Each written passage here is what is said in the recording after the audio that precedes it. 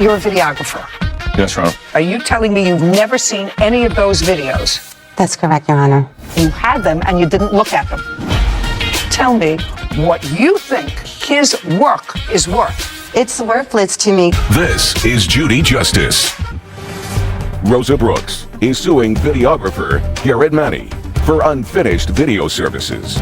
Court come to order. All rise. Thank you. Have a seat. Kevin. Hello, Judge. Case 2089, Brooks versus Manley. Thank you. You're welcome. Ms. Brooks, you are a realtor. Yes. And you also decided to go into the business of buying houses, fixing them up, and flipping them. That's correct, Your Honor. When did you decide to do that? I started my company in 2017. Was that just a real estate company, or was that the company that bought houses and renovated them and sold them? Which one? That was my company that I started for flipping houses. Do you have a partner in that business? No, it's just myself. From 2017 until now, how many houses have you sold and flipped? This would have been my third one. The house that we're talking about now. Yes. And when did you purchase that house? I purchased it in March of 2020. How much did you pay for it? $200,000. This is what the case is about. For that house, just that house, you commissioned Mr. Maney, Yes, ma'am, Your Honor. and you're a videographer, Yes, Your Honor. Photographer and videographer. to video for the purposes of advertising the project from start to finish, what it looked like when you purchased it, and sort of ongoing throughout the process, taking video of what you did to change cosmetically the inside and or the outside of the house. And you had an agreed price with him, which you paid. How much was that? $1,919. And it is your claim that since Mr. Maney did not finish the project and did not take the end product of what the house looked like when it was finished, you acknowledge he did come at other times and took video of what the house looked like at the beginning and the middle. Is that correct? That's correct, Your Honor. But didn't do the video of the end, that you want your entire $1,919 back. Yes, Your Honor. Whatever he says. Mr. Maney says that you were difficult, that it was impossible, the job was supposed to take 4 months, it took almost a year, he didn't sign on for that, which may be. But more important, is there a video? Do you have a video of what he took? Do you have a video of what you gave her? I have in my Google Drive a ton of video of what I've taken, but at the end, I have evidence showing we had scheduled for me to come in and do that final video. Everything was on point. Then she tells me here, No, it's going to be but just a completed. second. Oh, I'm sorry. going to let you have an opportunity Okay, sorry, Your Honor. to tell me what your defense is to this case, if you need one. I just want to see some video of what you took. Doesn't anybody have that here? I mean, if 3/4 of the project was completed with video, and the only thing, according to you, that he didn't do was the end, that's what you just told me, correct? Yes. Okay, so did he give you the video that was done? I got nothing, Your Honor. Your Honor, she has had access to the Google Drive with all of the video components in there. I cannot complete the final edits to put everything together until she completed things on her part, which was never done. You mean which was spoken about from the beginning. completing things on her part meant completing the house. Completing the house, talking points. Okay, to but go through. video is completing the house. That's part of it. Part of it, and the other one is audio where she tells you what's been done. Yes, Your Honor. I'm just thinking out loud. Why didn't you do that yourself? Your Honor, I never had a video to be able to go and do my... No, I'm saying, did you have access to what he had done up until that time? That's either a yes or a no. Did you have video capability of seeing what video he had shot? No, Your Honor. Okay. Do you have some evidence to show me that the plaintiff had access to the video that you had shot of 3/4 of the project being completed? I believe I have something in here about uploading stuff into the Google Drive, which if she didn't have access to that Google Drive, then how did she upload the final walkthrough video that I do have evidence of that is not professional, that I was unable to complete due to her lack of commitment? Just a second. You have video of what? There is video evidence of the final walkthrough that was done by somebody on a phone camera because she canceled on me Okay, last just a minute when second. we were supposed to do it. Just a second. Where did you get that evidence from? She uploaded it into the Google Drive that had all of the videos, which she had access to, Okay. obviously, So- if she put it in there. So what you're saying is Miss Brooks added a video of a final walkthrough that was done by whom? My son. By her son. And she added that final walkthrough to the Google Drive, and therefore you were able to get it. And she tacked that on to the work that you did complete. Is that what you're telling me? All of the rest of the videos are in the same Google Were Drive. it's in the same yes, Google Drive? which she had access I to got the it. entire. Now I'd like to see the video. A video appears on a monitor. which is not professional quality. Footage of a kitchen area, then of a living room.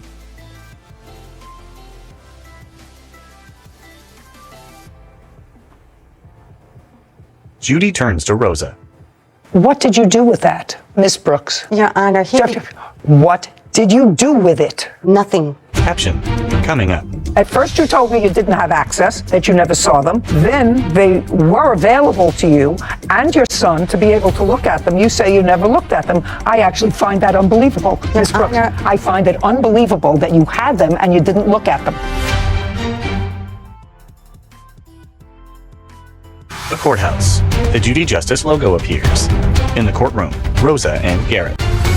Rosa Brooks claims videographer Garrett Manny did not finish her home renovation video. You didn't send it to him. There's no question you didn't send it to him. He requested- You did not send it to him. No, I didn't no, my son sent it to him. How do I know that? He requested it from my son because he asked me to, but I did not know how to forward it to him on the format that he was requiring. I also have tried to meet with Mr. Manny to have him upload or transfer all of the video that I videotaped of when he couldn't make it to his office so that he can upload it onto his computer so he can edit it. He never gave me an edited copy of Just a anything. second. Miss Brooks, is what you're telling me you have never seen any video of the 3/4 of the job that you acknowledge that he did? Are you telling me you've never seen any of those videos? Never seen any of those videos, Your Honor, only Okay. when he was recording it at the property. Mr. Maney, you wanted to show me something Yes, Your Honor. Well, there is at the beginning when we started. a few things here. First This of all, you have on your Google Drive Yes, Your Honor. all of the video that you took. Yes, Your Honor. And you currently have it. Yes, Your Honor. Is there any way that I can see any of it? Absolutely. I also have another video that shows real estate videography work that I've done for other clients. I'm not I interested. love- I'm Okay. not interested in that.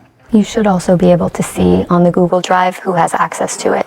Oh, I removed the access when this case came up because I didn't want, at this point, I don't trust the plaintiff. So I removed her access so that she couldn't go and delete the videos and try to claim that she never had I have access to them. Got it.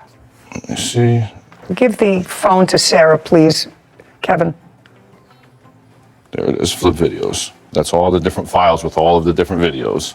And there may be something that you can push in there to see when people had access at one point, because I had access for herself as well as her son. And she has prior uploaded videos into there herself. There's more than 30 videos in here, and Those are just I files. see the two little people on Google Drive, which usually indicates that it's shared with more than one person. Is it currently shared with anybody other than the defendant? He said he took her off the shared access.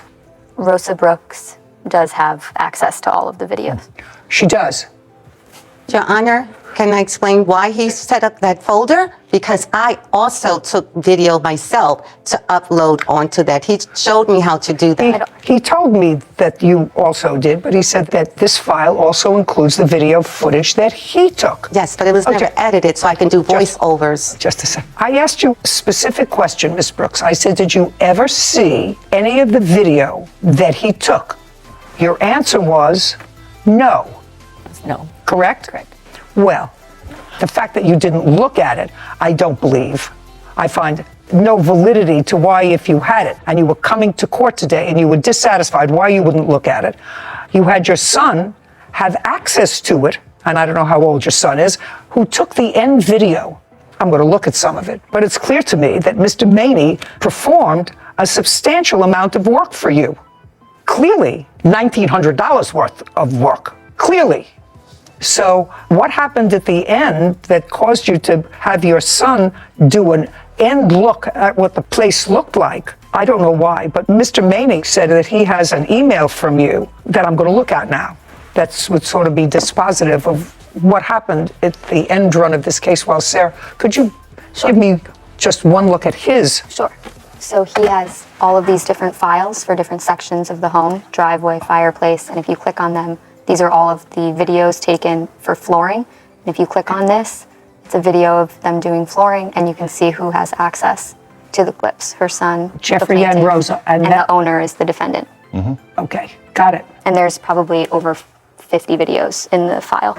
So that you and your son had access to these videos over an extended period of time. The fact that you didn't look at it, that's not my Your problem. Honor, my son did that video late at the end, I towards don't the care. end What of I'm the. telling you is you had access to these videos. Well, At I first you did. told me you didn't have access, that you never saw them. Then they were available to you and your son to be able to look at them. You say you never looked at them. I actually find that unbelievable, Your Ms. Brooks. Honor- I find it unbelievable that you had them and you didn't look at them. I didn't feel it was a need to look at them, Your Honor. I was anticipating going up to Mr. Manny's office, so once he edited, I could do the voiceovers on them. Okay. There was no real Ms. Brooks, purpose. I don't believe that you didn't look at them, madam.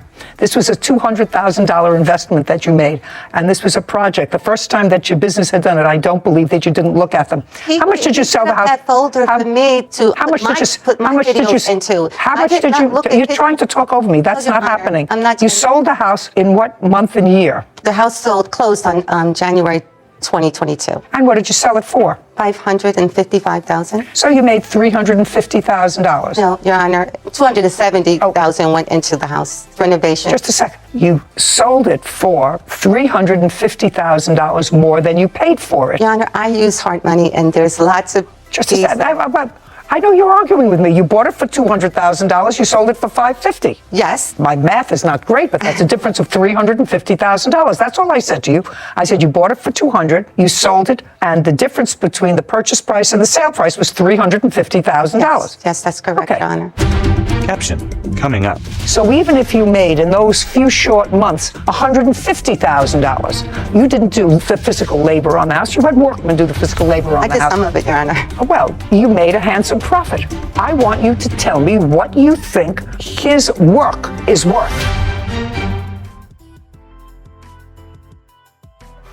The courthouse. The Judy Justice logo appears. In the courtroom, Rosa and Garrett. Rosa Brooks has accused videographer Garrett Manny of not completing her home renovation video. Now, you sold it in January of 2022. That's correct. That's when it closed. Yes. When did it go into contract? Early in the project, Your Honor, it was pretty much the third month after I purchased it. So I purchased it in March. It was under contract around July of 2020. Well, there was a lot of back and forth and a little bit of cancellation on your part back in December. You needed a little wiggle room. Looks like Monday would be a better day. First it was Friday. So there was lots of back and forth on the endgame video. Yes, Your Honor. And He also what? he also canceled as well. He has. Well, that's all right, but Yeah, back and forth. We both had cancellations, and I understand that, but this was for the final piece, which is what you're complaining about. The final piece. Your Honor, he was not responding to me at some point when I tried to contact him to get Okay. the opportunity to go to his office to give him the rest of the footage that he needed, that he requested, that he was difficult about because I wasn't able to forward it to him in the format that he needed it for. I offered to come up to his office so that he can, transfer from my I'm going to phone. ask you a question, Ms. Brooks. I just want to see what I'm dealing with. Yes. How many files of video did he have? Oh, I can't tell. You told me 30? There's at least 30. I had tons of video myself in there that I uploaded that he taught me how to put into the folders. A lot of those videos are my videos that he didn't take. I don't care. It was on the same thing that you could have looked at and told me that you didn't, which I don't believe. So I want you to understand that. He was involved. There are 30 files. I want you to tell me, how much do you think that on a time basis Mr. Maney is entitled to? You paid him $1,919. He did clearly countless of hours of videoing your project. At the end, it turned south and the videos were available to you. I want you to give me a figure of what you think is fair. Fair. I don't have a figure that I think is fair because, first of all, he spent 10 minutes on each visit, first of all, to do his filming. Where does he live? Secondly, Just he lives like the next town over from me. Just a second, so he has to get there. Yes. I want you to think, Ms. Brooks, I want you to think of what you personally did to make a profit of $350,000. Your Honor, I didn't profit that amount. I'm telling you, that's the difference. You may have spent money in renovating the property, but that's the difference between what you purchased it for and what you sold it for, $350,000. So the sweat of your brow, your work ethic is worth something. So even if you made in those few short months $150,000, you didn't do the physical labor on the house. You had workmen do the physical labor on the house. I did some of it, Your Honor. Well, maybe, but you made a handsome profit. I want you to tell me what you think Mr. Maney's work was worth to you, because I'm telling you right now, I am viewing this case as if you and your son had access to 3/4 of the finished product. So I want you to tell me what you think his work is worth. Your Honor, it's worthless to me that I didn't get the video. Okay. I had a website that I needed the video for once the job was completed. Well, that's unfortunate. You should have had your son do it. Since you can't give me a figure, I'm dismissing your case. We're done. Thank you. Court is adjourned. Rosa, then Garrett. First of all, I paid him for something that I never got anything for. They had access to the files the whole time. And as far as him saying he uploaded some videos, The only reason I wasn't able to get the final video yes, they were uploaded, but I never got a chance to really review them. is because she canceled on me like 12 hours before we were supposed to do it. I was not anticipating on reviewing anything that was not edited. It was her lack of put together commitment. Not to pay for anything up front until the project is finished. You just can't make everybody happy, but Don't trust anybody. this is the only client I've ever had that was not happy.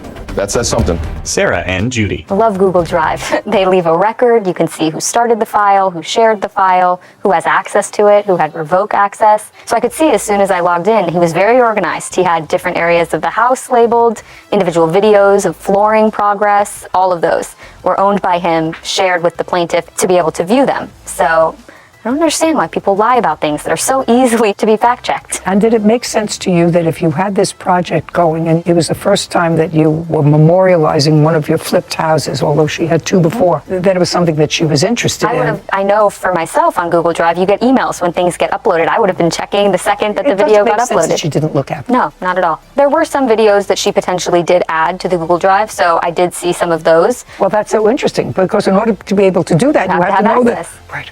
Didn't make sense.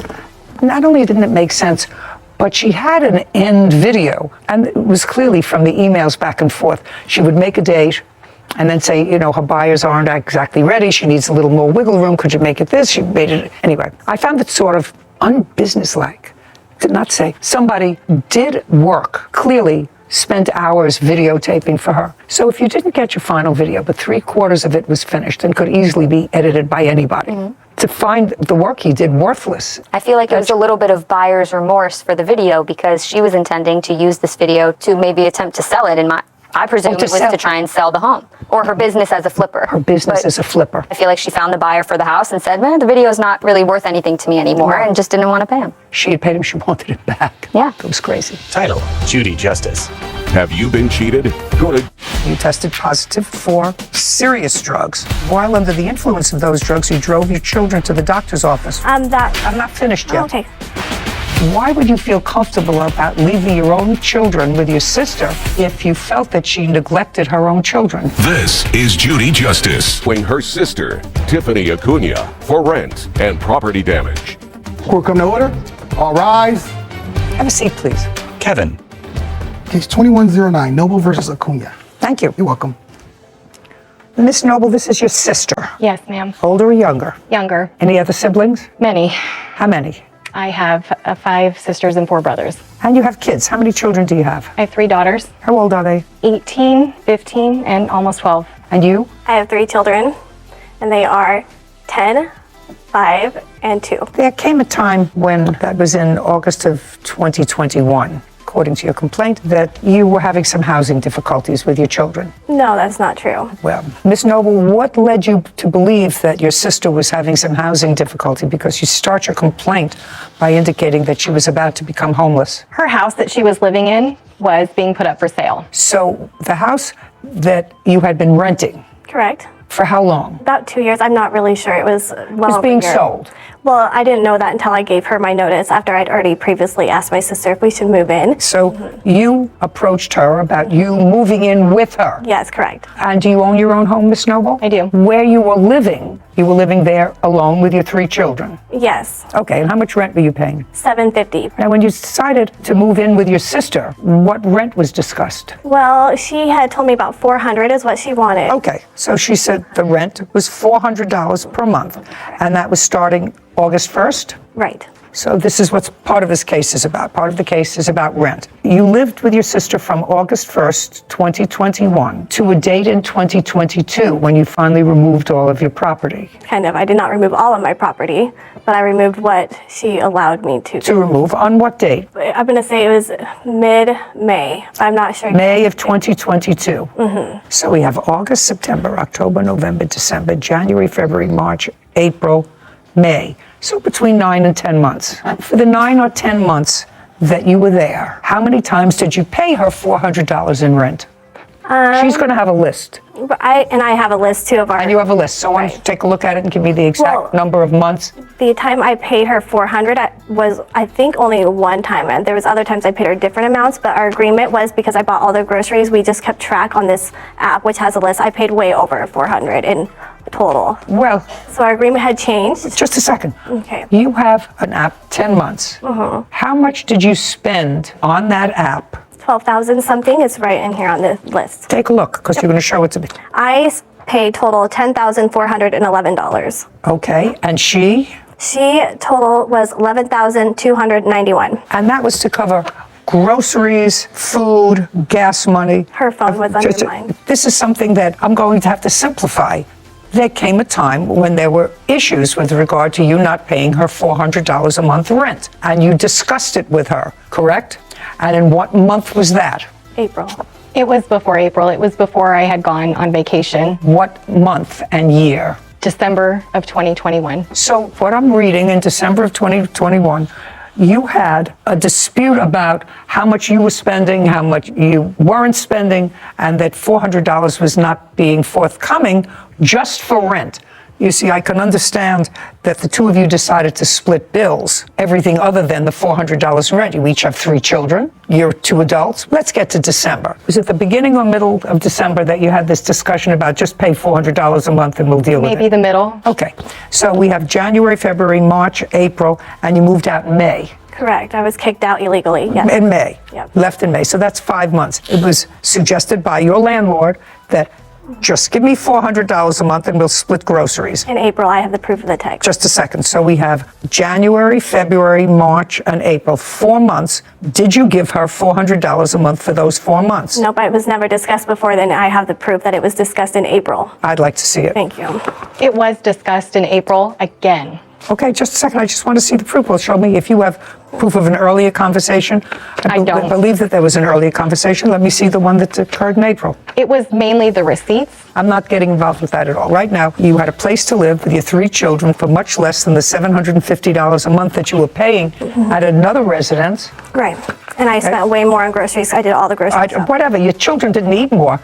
Right, and my children Okay. didn't live there the full time. I don't care. Okay, I'm sorry. Can I look on my phone? It might be faster. Is that okay if I show you All the right. text? I don't care where you Okay. show it to me, just show it to me. Thank you. I'm sorry. Oh, yeah. So apologize. Okay, apologize. Sorry. Tiffany hands her phone to Kevin. On April 24th. So if you want, and then she can scroll down because she kind of keeps for a couple days. Kevin brings the phone to Judy, who reviews it.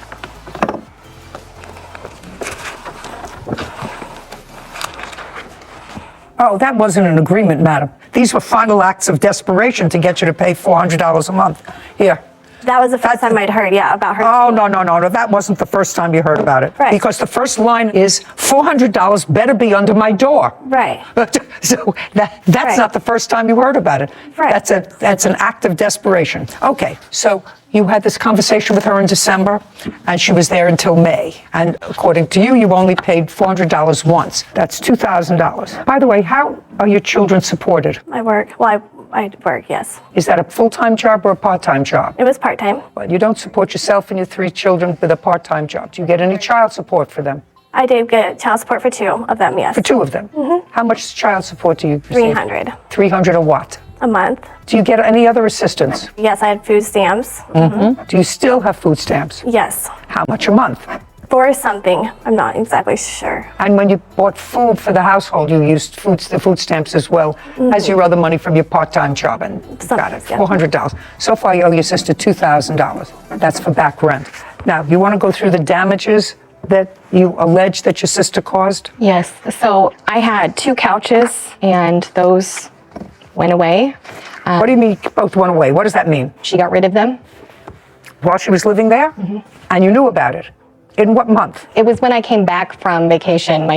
My things were gone. I'm not following. You were supposed to be gone for 2 weeks, according to her. You No, were I was a gone little for more 3 than a and a month. half weeks. You were gone for almost a month. She was babysitting for your children. They don't really need babysat. They're older. Well, your 12-year-old can't live by herself without a mother for a month. No. Okay, and your 18-year-old does what? She works at a hotel. So she works during the day or at night. She didn't at the time. She was at 17 at the time. You're not going to leave a 17, a 14, and an 11-year-old alone for a month. Of course not. Okay, so they were home with your sister. Yes. Let's get back to the initial question. I forgot what my question was before I went off on this tangent. Couches. The couches. That's where we're at. Yes. So you went away for a month, and when you came back, couches were gone. Couches, No, like just the a sec- whole house had transformed into basically her house. I don't care, basically her house. I want to know what was missing. So the couches were missing. Okay, which couches? Couches from where to where? So the couch from the living room, it was a sectional, and the couch from the basement. Living room and basement. What happened to those couches? Oh, they were gone a long time before, and I can prove you a text of her saying that they were gone before I even moved in, actually in August. She knew, and her daughter and her boyfriend helped me load them up and take them to the dump. She, in fact, told me she was getting rid of a lot of old furniture she did not care about. I have pictures. Just a second. What you have is proof that those 2 items were disposed of before she went away on vacation. Way before I moved in. Okay. Now, Ms. Noble, your sister says that she has proof that those 2 couches were disposed of well before you went away on vacation. If she does, I'm not going to be happy with you. Do you understand? Were those 2 couches gone before you went on vacation? I can't recall, but I believe she wanted to make room for her furniture. Just a second. Were those 2 couches gone before you went on vacation for a month? I know the basement couch wasn't. Okay. I think you're full of baloney. Caption, coming up. She started giving my niece video games, movies, my food storage containers. She was just giving my things away. Okay. I went to graduate school after I finished with high school for 9 years. I'm not dealing with Tupperware. The courthouse. The Judy Justice logo appears. In the courtroom, Lucinda and Tiffany. Lucinda Noble claims her sister, Tiffany Acuna, owes for rent and property damage. Tiffany is countersuing for an illegal lockout and filing a false CPS report. Okay, let's go. Property taken without permission. What property did she take without your permission? Okay, so How far she owes you for rent? the TV stand, she broke it and threw it under the trampoline. What's next? The weed trimmer, she took that. She started giving my niece my belongings while I was gone. She started giving my niece video games, movies, my food storage containers. She was just giving my things away. Okay, she owes you for rent. I went to graduate school after I finished with high school for 9 years. I'm not dealing with Tupperware. So far, she owes you $2,000 for rent. Okay, and then there was also the wall damage, the windows, the blinds, just the a carpet. second. Just a second. What wall damage and where? The wall damage is from the room that she was staying in and the room that her boys were staying in. May I see the damage that you're referring to? Lucinda produces photos, then hands them to Kevin. Here's the one more of that. And then here's the blinds. And this was damages from her cat. Kevin brings the photos to Judy, who reviews them. Well, this I can't see at all. Okay, so that I can't see at all. And if you're talking about nail holes, I'm not interested in nail holes where there were pictures, cutting them up. I don't know what this is a picture of. Tell me. That's where her cat clawed up the carpet to get into her room. Did you replace the carpet? Not yet. Do you have an estimate for replacing or patching that carpet? They don't make that carpet anymore. Okay, I don't know that. How did these blinds get broken? I'm not sure. Are those the ones that were in my bedroom or the kids' bedroom? I really don't know, to be honest. But I do feel like I remember them being broken, but I just don't remember if they were broken when I already moved in or not. I really don't know, ma'am. I mean, honestly, I knew they were Okay. broken. It's like I'm remembering, but the house, Okay. like I said, was not in a good condition when I moved in. Okay, I'm not talking about the rest of the Right. house. My daughter is actually, Tiffany told her that she knew they were. Just she doesn't remember. You tell me that these blinds were in good condition before she and her family moved in. Yes. She says she doesn't remember. I have to rely on what you say to me because that's not ordinary wear and tear. No. Do you have a bill for new blinds? From Lowe's, I have the estimate of what it will cost to replace them. Okay, I'd like to see it. Lucinda hands a document to Kevin. You do have a cat? Yes, I have one cat. Okay. She has multiple. Kevin hands the document to Judy, who reviews it. So we're talking about $47.98. Times 2 Okay. Anything else? Any other? for 2 blinds. I only see one. No, those are Oh. 2 different windows. Oh, times 2. You're right. Anything else? I have to remove the junk that she left at my house. I was not allowed at her house. What else? That's Okay, if you have to think that hard, then we're finished. We're moving over to the countersuit. Counterclaim is for an illegal lockout. Okay, let me run through this illegal lockout and dispose of it quickly. The illegal lockout that you're referring to happened when your sister, who shouldn't have, took the door off your bedroom. Correct. She says she took the door off your bedroom because you weren't paying close enough attention to your children. Correct. And I assume she's talking about the 2-year-old. Correct. And when she took the door off your bedroom, you called the police. Right, yep. I called the police. I have the Yup is report. yes. You called the police, and the police came. And when the police came on, do we have the date? 26 April. The Correct. police arrived, and they told her she couldn't lock the door, and you were let in. Correct. Okay, so not egregious enough for me to have to deal with 2 sisters fighting. But the other part of your claim is that your sister filed a false CPS report. Right. And first, how do you know a CPS report was called in? Well, they called me really quick. Child Protective Services. Right, they did call me, but first I actually had the phone call from my sister, my witness, who's here right now, because she had pre-warned me because she had gotten the phone call from the sister saying, Lucy is going to call on you. Okay. Do you want to step up? Sure. Tell me your name. My name's Stephanie Hazlitt. I'm the older sister when of did- these 2. Yeah. When did you have a conversation with Miss Noble about the defendant's children? The same night that the cops were called, Tiffany had called me because Lucy's daughter had crawled through the window and opened the door. So you spoke to Lucinda Yes. on April 26th. Yes. Did you call her or did she call you? She had called me because she wanted to let me know that the cops had been Do you recall that conversation? yes, I do. Okay, tell me about the conversation. She called to let me know that she was letting me know that since I was the only one probably capable or in this position to take on a child, if CPS was involved, because the 2-year-old would not be able to go to his father. He was in prison at the time. And I was like, why are you calling and telling me this? Tiffany's a good mom. What's going on? And she goes, no, she's not. I've already called CPS and forewarned them that this is happening. She needs to be taken care of. What's happening? Apparently there was lice on her daughter when she was at her father's house, and the 2-year-old, apparently he was running around with a wet diaper. Who was taken to their father's house? The daughter that had the lice was, that The was, daughter was the 5-year-old? yes. And Okay, not the lice had- 2-year-old. Yeah, she supposedly had lice while she was at her dad's. Went to her father's, and that was sometime in April. Is that correct? Yes. And got head lice. Well, he had told me, I wasn't for sure, but I'd let my sister know just in case that she may have lice. Let's check the girls. Okay, and your sister was home at the time. Well, no, she was never home. Everything was over text message because Just a second, was that when she was away? She was not staying at the house. She was not at the residence. She was staying at her boyfriend's house that was there. Lucinda was staying at her Yes, boyfriend's right. house? Yes. Okay, and that's on the 26th? Yes. Is that after the police were called? That was prior to, supposedly the lice was prior to, and that's why she had called them prior to that night. And she was letting me know that she had called them and that I needed to be prepared to take on a 2-year-old. What did you tell her? I asked her why she would call them, what was going on, and I said, this is ridiculous. You know that this is ridiculous? And she goes, no, it's justified. And I said, I don't understand. Did she tell you why? Yeah, she tried to tell me that Well, tell me exactly what she said to you. Why she is this made justified? the comment that so she called Tiffany has you. not been there. Okay, you had to ask My her words why. to her were, how do you know this when you're never there? And she said, I just know. and gave you no more specifics? No. Okay, you want to tell me about that conversation? I never said I was calling CPS. I said someone will. I know the person who did. It wasn't me. Okay, well, But I knew it was going to be happening. okay, Stephanie, let's get clear, okay? When you spoke to Lucinda and she said to you, in effect, are you prepared to take on a 2-year-old? Did she tell you that someone was calling CPS? No, she did not. She said that she would be the one calling and that she has already contacted them because of the situation at her home. Okay, now, assuming you and your sister lived alone together, whether you spent time with your boyfriend, I know you have older kids, but you were away. When you were away for that month, were you staying with your boyfriend? Yes. Okay, and you left your kids alone, correct? With my sister.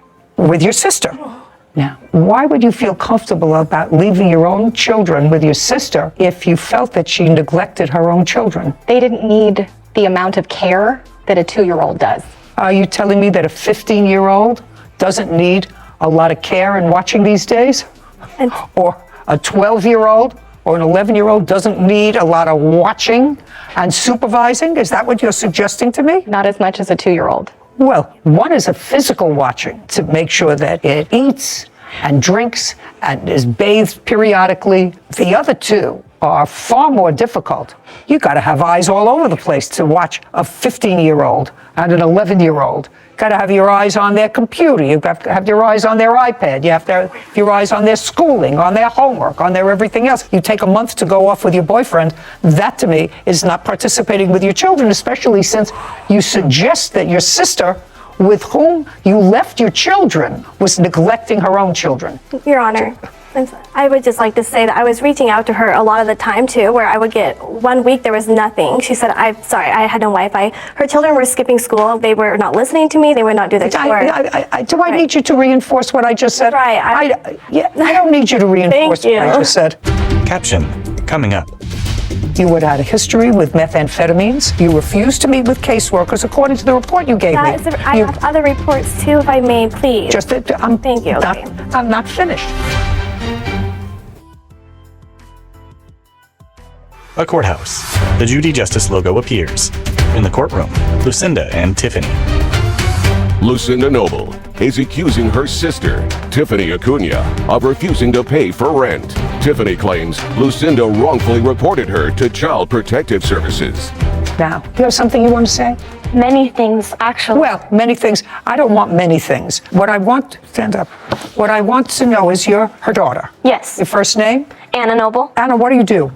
I work front desk at a hotel. Graduate from high school? No. Why? I was pulled out and moved to Missouri. Pulled out by whom? By your mother? Yeah. And when your mother pulled you out, how old were you? 17. Had you been going to school before? Yes. In what jurisdiction? It was an alternative school. When you say an alternative school, what kind of an alternative school? For troubled youth. Tell me about your trouble. Was it behavior trouble? There were many things. I was a very wild teenager. Until when were you a wild teenager? Until I sent her to live with her dad. I didn't ask you any questions. So now you can sit down. Okay. I'm not going into anything else. Lucinda, so far you went away for a month with your boyfriend, leaving your 3 children who you say don't need supervision. How long were you home before you took the door off her bedroom? I got back from vacation in February, early February, and the door was removed in April for a few hours. Okay. Do you have any proof other than this conversation that the plaintiff called CPS? I believe it is proof. Just the thing that was reported is something she would only know. Would that be considered proof? Well, okay. Let me hear what was reported. It was reported that I would not treat my child with lice. That was what the CPS report was, and it was unsubstantiated, and I have that all proof. Okay. When your 5-year-old went to her father, she went to visit with her father, and children do get head lice. It happens periodically. Lots of children who go to school, who interact with other children, come home and they get head lice. I've had a lot of children, a lot of grandchildren, and it happens. And you usually treat it. I assume that her father did not treat it. Is he that did right? treat it. He told me immediately. So he treated it. So how do you know that the head lice was the nature of the complaint? That's what was on the report. I see it. Your children weren't removed, except for your boy. My one son, and then that lady. And then returned. All 3. Oh, yeah. All 3 kids were taken. That's it. Okay. There you go, sir. Tiffany hands a document to Kevin, who brings it to Judy. She reviews it. Okay, you had a prior history with Child Protective Services. Which I was unaware. That's either a yes or a no. Yep, yes. And during the course of those prior proceedings, which were relatively current Child Protective Proceedings, because that was in 2021, you were clearly drug tested by the Department of Social Services or Child Protective Services. In 2018 or 19. This was at my doctor's prior when I was, and they reported it that I failed one of my And at that time, you had an open case and you tested positive for serious drugs. Right. Very serious drugs. And this says that while under the influence of those drugs, you drove your children to the doctor's office while under the influence. Right. That's the report. Right. Okay. These reports all seem to indicate that they tried to see you, but you kept canceling appointments with them and were a no-show. Well, okay, that's what this report says. Right. You gave me the report. Right. So let me understand this. After coming in and making an assessment, Child Protective Services determined to file a petition on behalf of your youngest child.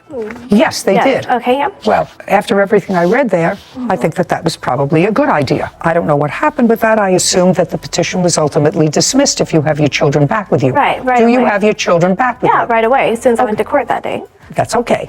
They determined after they spoke to you, and irrespective of either her motivation or anybody acting on her behalf or somebody that she knew or her, called Child Protective Services. The question that I'm presented with, was there a basis for concern about your children? No. And based upon the reports that I've read here, and those are reports that you gave me, Right. that those serious questions about what was going on with the young children in your house deserved a second look. You had had a history with methamphetamines. You had a serious weight loss. You refused to meet with caseworkers, according to the report you gave me. I have other reports too, if I may, please. Thank you. Okay. I'm not finished. Okay, good. Thank you. Because if you've been in family court, as I was for 25 years, often incidents are called in of suspected child abuse and neglect. A caseworker goes out, takes a look, and says, I'll continue to watch it, but I don't have to file a case. It hasn't reached the level where I think that I should file a case and remove a child. In this case, Child Protective Services came and tried to do an investigation, which, according to the worker, you evaded. You missed appointments, you rescheduled, you didn't show up. One time. And then, not one time. They also had a prior history of you involving drugs, involving driving your children under the influence of drugs. Recent history didn't happen 20 years ago. If it happened 2019, this says 21. If it happened 2019 or 2020, that's still recent history. Okay. So whoever called, it was worth, according to this caseworker, they had sufficient information based upon what they saw and what they knew to remove the 2-year-old. So that part of your case is dismissed, which is the only part of your counterclaim that I was really entertaining. You owe your sister $2,096, $2,000 for rent and $48 for, I forget what it was, blinds. Thank you, we're done. My property? We're done. Tiffany. I had drug tested every month during the time that this happened, and it was like a oopsie under my doctor's supervision. I just helped her, and she takes advantage and takes advantage. You don't call CPS on your sister when you're the one that took off to Africa for 3 weeks, 4 weeks. And this whole thing wasn't about money. I needed someone to tell her, look, you can't take advantage of people anymore. And she's still the outcast that everyone's upset with. I'm not the outcast though, but I'm definitely not helping her anymore. Sarah and Judy. So we've seen it a lot here, claims for unsubstantiated CPS reports being filed and people seeking damages for that. So I'm just wondering, do you think there was a basis? Is that why, obviously you didn't rule in her favor on the claim of the false CPS report, so there must have been something in there that... When people use Child Protective Services as a retaliation for other behavior, that's always abhorrent. But there are some situations where CPS may be called because someone knows that there is an abuse or neglect and has not done it until the other person irritates them. Well, that's not a false CPS report. Maybe motivated by something else, but that's not a false report. And so, in this case, the defendant had a history with CPS. Current history with CPS that was relatively serious. Well, then it was a good thing that CPS went. Because that would be basis itself. It's for the basis claim. itself. Yeah, basis itself. That alone. And just because she was cleared at the end of the day and has her children back now doesn't mean that it was an unsubstantiated claim. Oh, no, they're watching. Yeah. They're watching, and they should be watching. I don't think any of them are bargains. The 18-year-old daughter who was here, who was a troubled child, according to her, and never graduated from high school, although she's working, because her mother moved her around also a lot. Was certainly an inadequate caretaker for the other 2 younger children. She goes off for a month with her boyfriend. It's amazing how some children just grow up by themselves. Sometimes it works out okay. I don't know, somehow I felt sorry for all of those kids, that they're not getting all the loving and nurturing that they should. Hopefully maybe after today she turns it around. Maybe. Title, Judy Justice. Are you having a family dispute? A video. Why you hit me in the face? Because I want my dog. Explain that to me. When I barge in, I'm just like, give me my dog so I can leave. I never once put my hands on him. That's what happened when foolish young people decide to own a dog together. This is Judy Justice. Jasmine Jones is suing her ex-boyfriend, Joshua Caldwell, for the costs of a French bulldog. Court come to order. All rise. Have a seat, please. Kevin approaches Judge Judy. Hello, Judge. Case 2120, Jones versus Caldwell. Thank you. You're welcome. Judy turns to Jasmine. Ms. Jones, you and the defendant were in a romantic relationship that Yes. started about a year ago, more Yes. than a year ago. And then you decided to do one of the most foolish things that people do when they sort of fall in love, sometimes temporarily. You decided to buy a dog together. According to you, the relationship went south, and now we have this adorable dog that you want back. You say the dog is really yours. You were the one who was its primary caretaker. You paid for a vet bill. Mr. Caldwell said that's not the case. The dog was always supposed to be his. He purchased it, and it's your argument that if Mr. Caldwell is allowed to keep the dog, that you be reimbursed for the vet bills that you paid. Yes, ma'am. Okay. Did you and Mr. Caldwell live together? Yes. From when to when? From February 1st of this year to September 3rd. And in what month did you decide to get the dog's name is Scrappy? Yes. Scrappy. We got Scrappy on January 18th. So before you moved in together? Yes. Where were you living?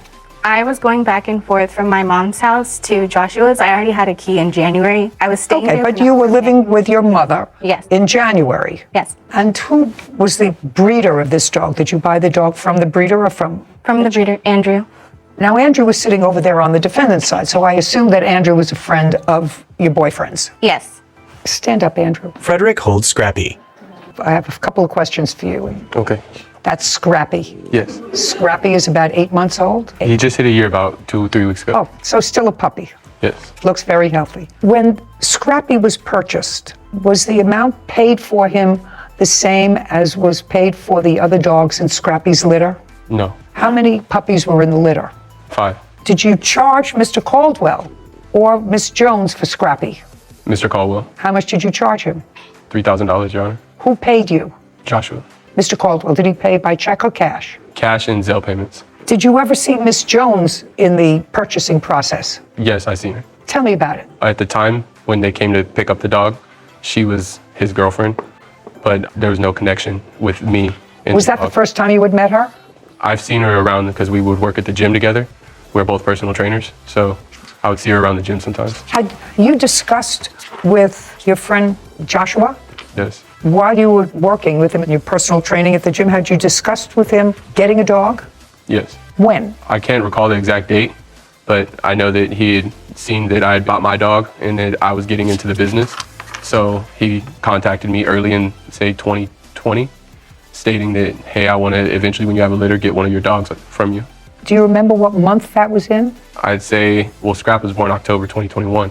So around then, maybe a couple months before, when I let him know that the female was pregnant. So maybe around July, August. Okay, of 2021. Yes, Your Honor. Okay, so that was well before the two of you lived together.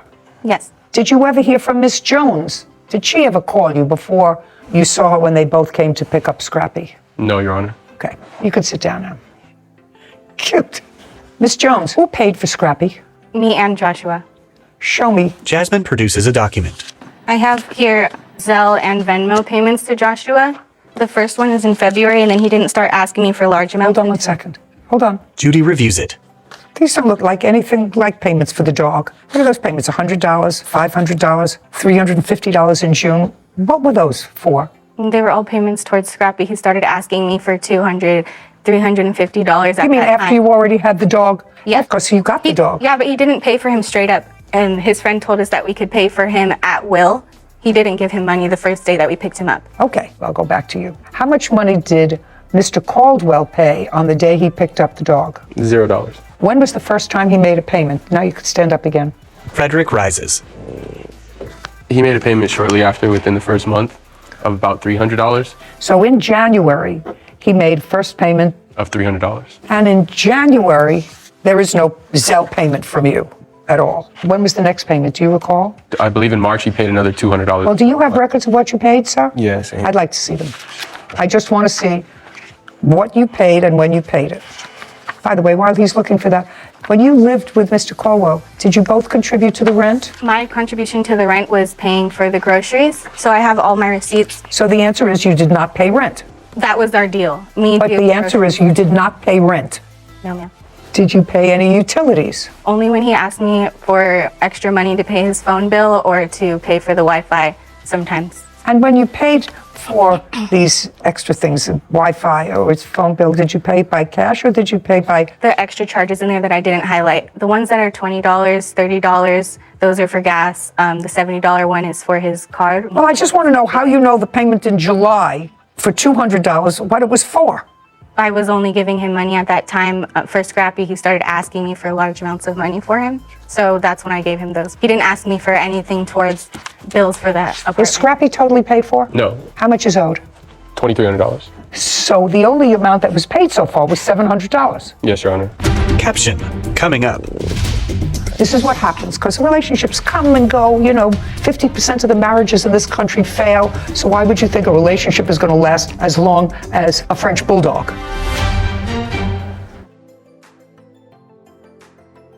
A courthouse. The Judy Justice logo appears. In the courtroom, Jasmine, Joshua, and Frederick. Jasmine Jones claims her ex-boyfriend, Joshua Caldwell, owes for the costs of a French bulldog. Joshua is countersuing for vandalism and an assault. Okay, and this is an agreement that I, Joshua Caldwell, have agreed to buy cashmere That was his name originally. from Frederick Wright. Once the dog is paid in full, I will receive full ownership rights. Frederick Wright will remain the rightful owner of cashmere until I complete $3,000 in payments, right? Correct. And both of you signed this, and this was in January of 2022. That's a reasonable... What are you laughing at? I'm not laughing. I'm just like, when did he even sign that? Because I was with him the day that we picked him up, and he never showed me any contract. But this is reasonable because he's not transferring any rights to him. He's going to remain the owner. He's the owner of the dog until the full amount is paid for the dog of $3,000. Right now, he said that the only thing was paid was $700. Go ahead. Now I'll hear you. Now I got it. Now you can sit down. When I was present for us picking up Scrappy and purchasing him, it was word of mouth contract. There was no paper signing at all. He didn't even show me a paper. And? And he showed me him. He asked me if I liked him. I said yes. And he said he would go half on him with me. Okay. And I said, okay. And it was that same day. I get off of work. He picks me up. We go see Scrappy. Didn't know we were going to get him that day. We ended up getting him that day. He tells me, okay, it's just going to be $3,500. They walk to the back of the room and start talking and making an agreement. Come back out. So just a second. So they went in the back of the room. You were not there. That's what you just told me. They went in the back to make an agreement, and then they came out. That's what... Whitney. He tells me it's going to be $3,500. They walk to the back of the room, make an agreement. Right. Go ahead. And then he comes back and we take Scrappy home. The next day, he texts me early in the morning and tells me that Scrappy might have gotten a bee sting or something because he was limping and he doesn't know what happened. I picked him up from his job that afternoon after I got off of work. Okay, so you picked up the dog from his work. Yes, picked him up and I went straight to my mom's house to get clothes because I was going back to his house. And I was examining Scrappy, no swollen paw, no bee sting. Then he said that he probably clipped his nail on the tile, and I'm just like looking at his paw and I'm like, there's nothing wrong with it, but he's limping. Those were his stories. Still don't know what happened. Scrappy wasn't showing any signs of like pain, he was just limping. So I was like, we need to take him to the vet, like he needs to get checked out. So you took him to the vet? Okay, yes. And? The vet ended up telling us that he had a fracture. You can't tell me what the vet told you. I'll look at the records from the vet. Okay, sorry. I have the vet bills and the reports right here. Jasmine hands a document to Kevin, who brings it to Judy. She reviews it. Did you pay any part of these vet bills, sir? Yes. Which parts? I didn't have any record of it because I didn't see it coming. I honestly didn't know what happened to his elbow.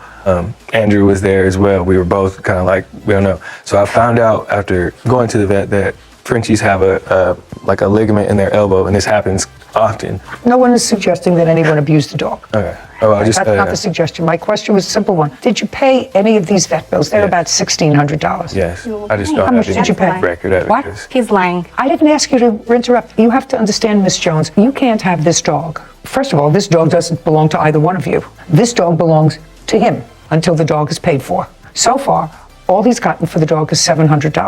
$500 of that he paid for. But right now, I can't award ownership of the dog. There's a contract that until this dog is paid for, the dog belongs to Mr. Wright. First name? Frederick. Frederick. You understand? Yes, ma'am. Simple. So you have a friend who has Frenchies, then I suggest that you go with your original plan, which is to buy a dog yourself. Not Now, the same. you have no proof that you paid any of these vet bills. I just have the medicine with my name on it.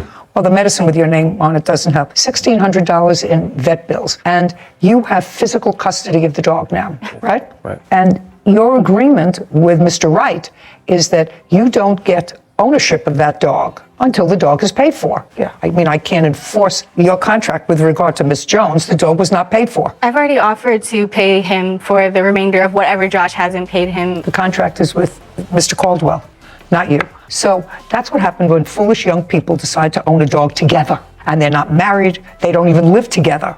This is what happens, because the relationships come and go. 50% of the marriages in this country fail. So why would you think a relationship is going to last as long as a French bulldog? It's sort of ridiculous, and I've advised against it for the last 25 years. Nobody wants to heed this. So I'm faced with a situation where, when did the two of you break up? I left it on September 3rd. Well, now we're a couple of months, but She didn't leave. She had to be, this is going to go into the assault charge. I don't. But Listen, she had I don't to be care. escorted I don't out. care. Whatever. I don't care. You want clothes. Shh. I'll get to the counterclaim in a second. I will give it the same attention as I've given her claim for the dog. She's not getting the dog back. You have to, however, pay her the $1,600 that she paid for the vet. Do you understand? So that part of your petition is granted. Was the bill all paid? I'm still paying it off currently. We both agreed to apply for care credit together, and whoever... But it's your bill that you have to pay. If you work in accounting, you have a check, you don't want that garnished, so you have to pay it. I am paying it. You have to pay it. Okay. And he's going to reimburse you for that, $1,600. All right, now let's get to this counterclaim and make short shrift of it. Money owed for assault and vandalizing personal belongings. Let's start with the assault. Allegedly, the assault took place when the plaintiff came home intoxicated. I'm a kickboxer. On September 3rd, she came to my fight and she dropped me off at home. That's a lie. If you say it again, what I'm going to do, if you interrupt Miss Jones, again, what I'm going to do is I'm just going to dismiss your claim and you'll pay for these vet bills yourself. Do you understand? Yes, ma'am. Okay, go ahead. She didn't like the people that was at my fight there, and so she had a couple drinks. She get to my house and she started to fight with me, and I tried to remove myself from the fight, and then she started getting violent. So then I called her family to come pick her up, and they showed up maybe an hour later. In that hour, I tried to remove myself to another room. She went and got scissors and started to cut my shoes up. Then I had to try to grab my shoes and scrap and go into the opposite room, and she came in there and was trying to fight me. All the while all this happening, I'm recording her on video to make sure that I'm... You have that recording? Yes. I'd like to see it. Caption, coming up. This would be me asking her just to leave. This whole thing is out of retaliation. What are you about to do? Are you hitting me in the face? Record me? Because I want my dog? Fighting me. She won't stop fighting me. I've asked her to leave. Explain that to me. A courthouse. The Judy Justice logo appears. In the courtroom, Jasmine and Joshua. Jasmine Jones is accusing her ex-boyfriend, Joshua Caldwell, of owing vet bills for a French bulldog. Joshua is countersuing, claiming Jasmine assaulted him. Okay, you have that recording? Yes. I'd like to see it. This would be me asking her just to leave. This whole thing is out of retaliation. Are you hitting me in the face? Record me? Because I want my dog? Fighting me. She won't stop fighting me. I've asked her to leave. Your stuff is in bags. You're such a... Josh. Okay. There you go. There you go again. On camera. Jasmine lunges at the camera. On camera. You see you hitting me? There you go. Explain that to me. I wasn't dropping him off. We were still... I don't care what you're dropping off. Explain that video to me. I was pushing the phone out of my face because he had me on live and was saying my full name. He cut off parts of it. I just want to know what happened here. This was clearly you were going after him. I don't know whether you... knocking the phone out of his hand because he was saying my full name, saying I was crazy. I had already packed my stuff. I was leaving. We walk in the house. He calls me a dumb bee and then goes straight to the bathroom. I'm like, okay, well, I'm just gonna leave. Like, I'm not gonna deal with this. I had Scrappy by my side. I was packing what I could, taking it downstairs. I walk back up. He goes, oh, you're leaving? And he snatches Scrappy and locks him in the bedroom. And then when he goes to open the door is when I barge in. I'm just like, give me my dog so I can leave. And Well, I want to know what the violent stuff was about. he was recording me, saying my name. He was recording and you. saying I was crazy and I wouldn't get out of the house. And I was like, stop recording me. And I was just hitting the phone out of his hand. I never once put my hands on him. He's already hit me and choked me in the past. So I would not go there to provoke him to hurt me again. Did you ever report to anyone that he hurt you? I told my mom. Did you ever report? No, I didn't. Mr. Caldwell, were you injured? I mean, I'm a fighter. I'm not gonna. Were you injured is my question. No. Her family came? Yeah. The police were not called. You called her family instead. Did you pick her up? Stand up, please. You're a mother? Yes, I am. Okay. And this incident happened on what date when he called you? It was about 3 o'clock in the morning. Right. On Shh. Don't interrupt. On what date? Labor Day. Did you go to Mr. Caldwell's home? Yes, I did. What time did you get there? Probably almost 4. Had Mr. Caldwell ever called you before with regard to picking up your daughter, or that she was... No. No. So this was a first? Yes. Now, when you got there, I want you to describe what you saw. She was crying. She was upset. And I told her, come on, let's just go. And she said, no, I want to get my dog. I can't leave my dog here. He's been violent in the past. I've seen it. I told her, don't ever leave him with him again. After a beach incident where he hit him. I mean, he's a kickboxer, like he said. He doesn't hit the dog like a normal person would just tap a dog. No, this was back in July. He was a puppy, he was a baby. And I was so furious when I saw that. He only did it because the dog snapped at him because he was angrily packing him up into a dog carrier. Would you do me a favor? Would you describe to me your daughter's condition? Oh, I'm sorry. Describe to me, you have to understand, your daughter cannot get the dog. The dog does not belong to the defendant. Okay. The dog belongs to Mr. Wright. What happens to the $1,310 she spent for the dog? Well, she sent that money to him. I have to tell you something. I don't see anything in your daughter's evidence that suggests to me that any payments that she made to him had anything to do with the dog. Anything to do with the dog. Mr. Wright was very clear. He said he received $700 for the dog. There were 2 payments that were identified in his register as payments for Scrappy. There is absolutely nothing in your daughter's register that she gave me of these odd payments of $160 or $70 say Scrappy on it. Not one. So I've already made a determination of where the dog is staying. The dog is staying wherever Mr. Wright wants the dog to stay because he owns the dog. Okay. Understand? Yes. So now that's your daughter's case. I finished that part of the case. What I want to know is he has a counterclaim, and his counterclaim was that your daughter, while in an intoxicated state, assaulted him. Some of that I saw on this video. Some of it you saw on the video. Mr. Caldwell was honest because it doesn't look as if he was injured as a result of that, and I'm absolutely not discounting the fact that no one should put their hands on somebody else, but an assault requires an injury. And so if this is is that dog sleeping? No, that is so funny. He runs all the time. That is so funny. So, Mr. Caldwell, can you show me what damage you allege Miss Jones caused your property? That's the next thing. You said an assault, which never happened because there was no physical injury. Would you mind telling me, please, what property specifically and photographs of that property? I'll have it. Okay, so your counterclaim is dismissed. Judgment for the plaintiff in the amount of $1,600 for the vet bills that she paid or is obligated to pay on her credit. It's not assault unless I get hurt. Yes, it's not an assault unless there is an injury. So if I was that is an drunk, beating attempt. her up at her Just a house? second, that's an attempted, sir. It's an attempted assault. Do you understand? If an assault has a specific definition, I believe she probably attempted to assault you when she touched you in an unauthorized manner. She's punching me in the face. That's not a... Show me picture of any injury. Show me. No, I didn't see that in the video, sir. I saw her lunging towards you. Do you understand? I saw her lunging towards you. I didn't see her hit you. I didn't see a photograph of any injury. I didn't see a police report where you reported any injury. Report incidents with her being drunk and fighting other men. Oh, okay. Did you understand what I said? An assault requires injury. An attempted assault does not. And attempted assault is a crime. But it's a crime which I choose, because of the circumstances here, not to consider and not to award you any cash award because you were not injured in any way. So unless you have photographs of the pair of shoes that you say she cut or something else, I'm dismissing your counterclaim. We got it? Good. Okay. Judgment for the plaintiff in the amount of $1,600. Thank you very much. This court is adjourned. Scrappy was not just like a dog or a pet. Like, he was my support. I mean, it was fair. Obviously, she had nothing to do with the dog. It's expected because he lied the entire time that we were together. And that's a lie. Him not to have given him any of the money that I put towards Scrappy. She literally just got all the transactions that we've ever done between each other on Venmo or Zelle and brought that to court. Now I just think like he was pocketing that money the entire time. That's why it was dismissed, because it wasn't valid at all. Sarah. So I disagree with you a little bit on the countersuit of the assault charge.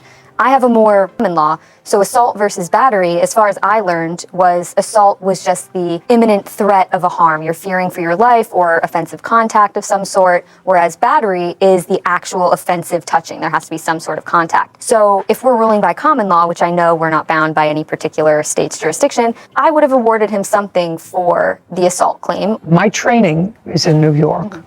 And in New York, there is no crime of battery. My training was it's assault. And for an assault, there has to be a physical touching and injury. And an attempted assault is placing someone in fear of imminent physical injury. I think you're probably right that there are jurisdictions that are different. We didn't actually see any contact between her and him. And he was honest. He said, you know, obviously I didn't have any injuries, but... Right, just as he didn't have any evidence to support the fact that she had destroyed or damaged some of his personal property.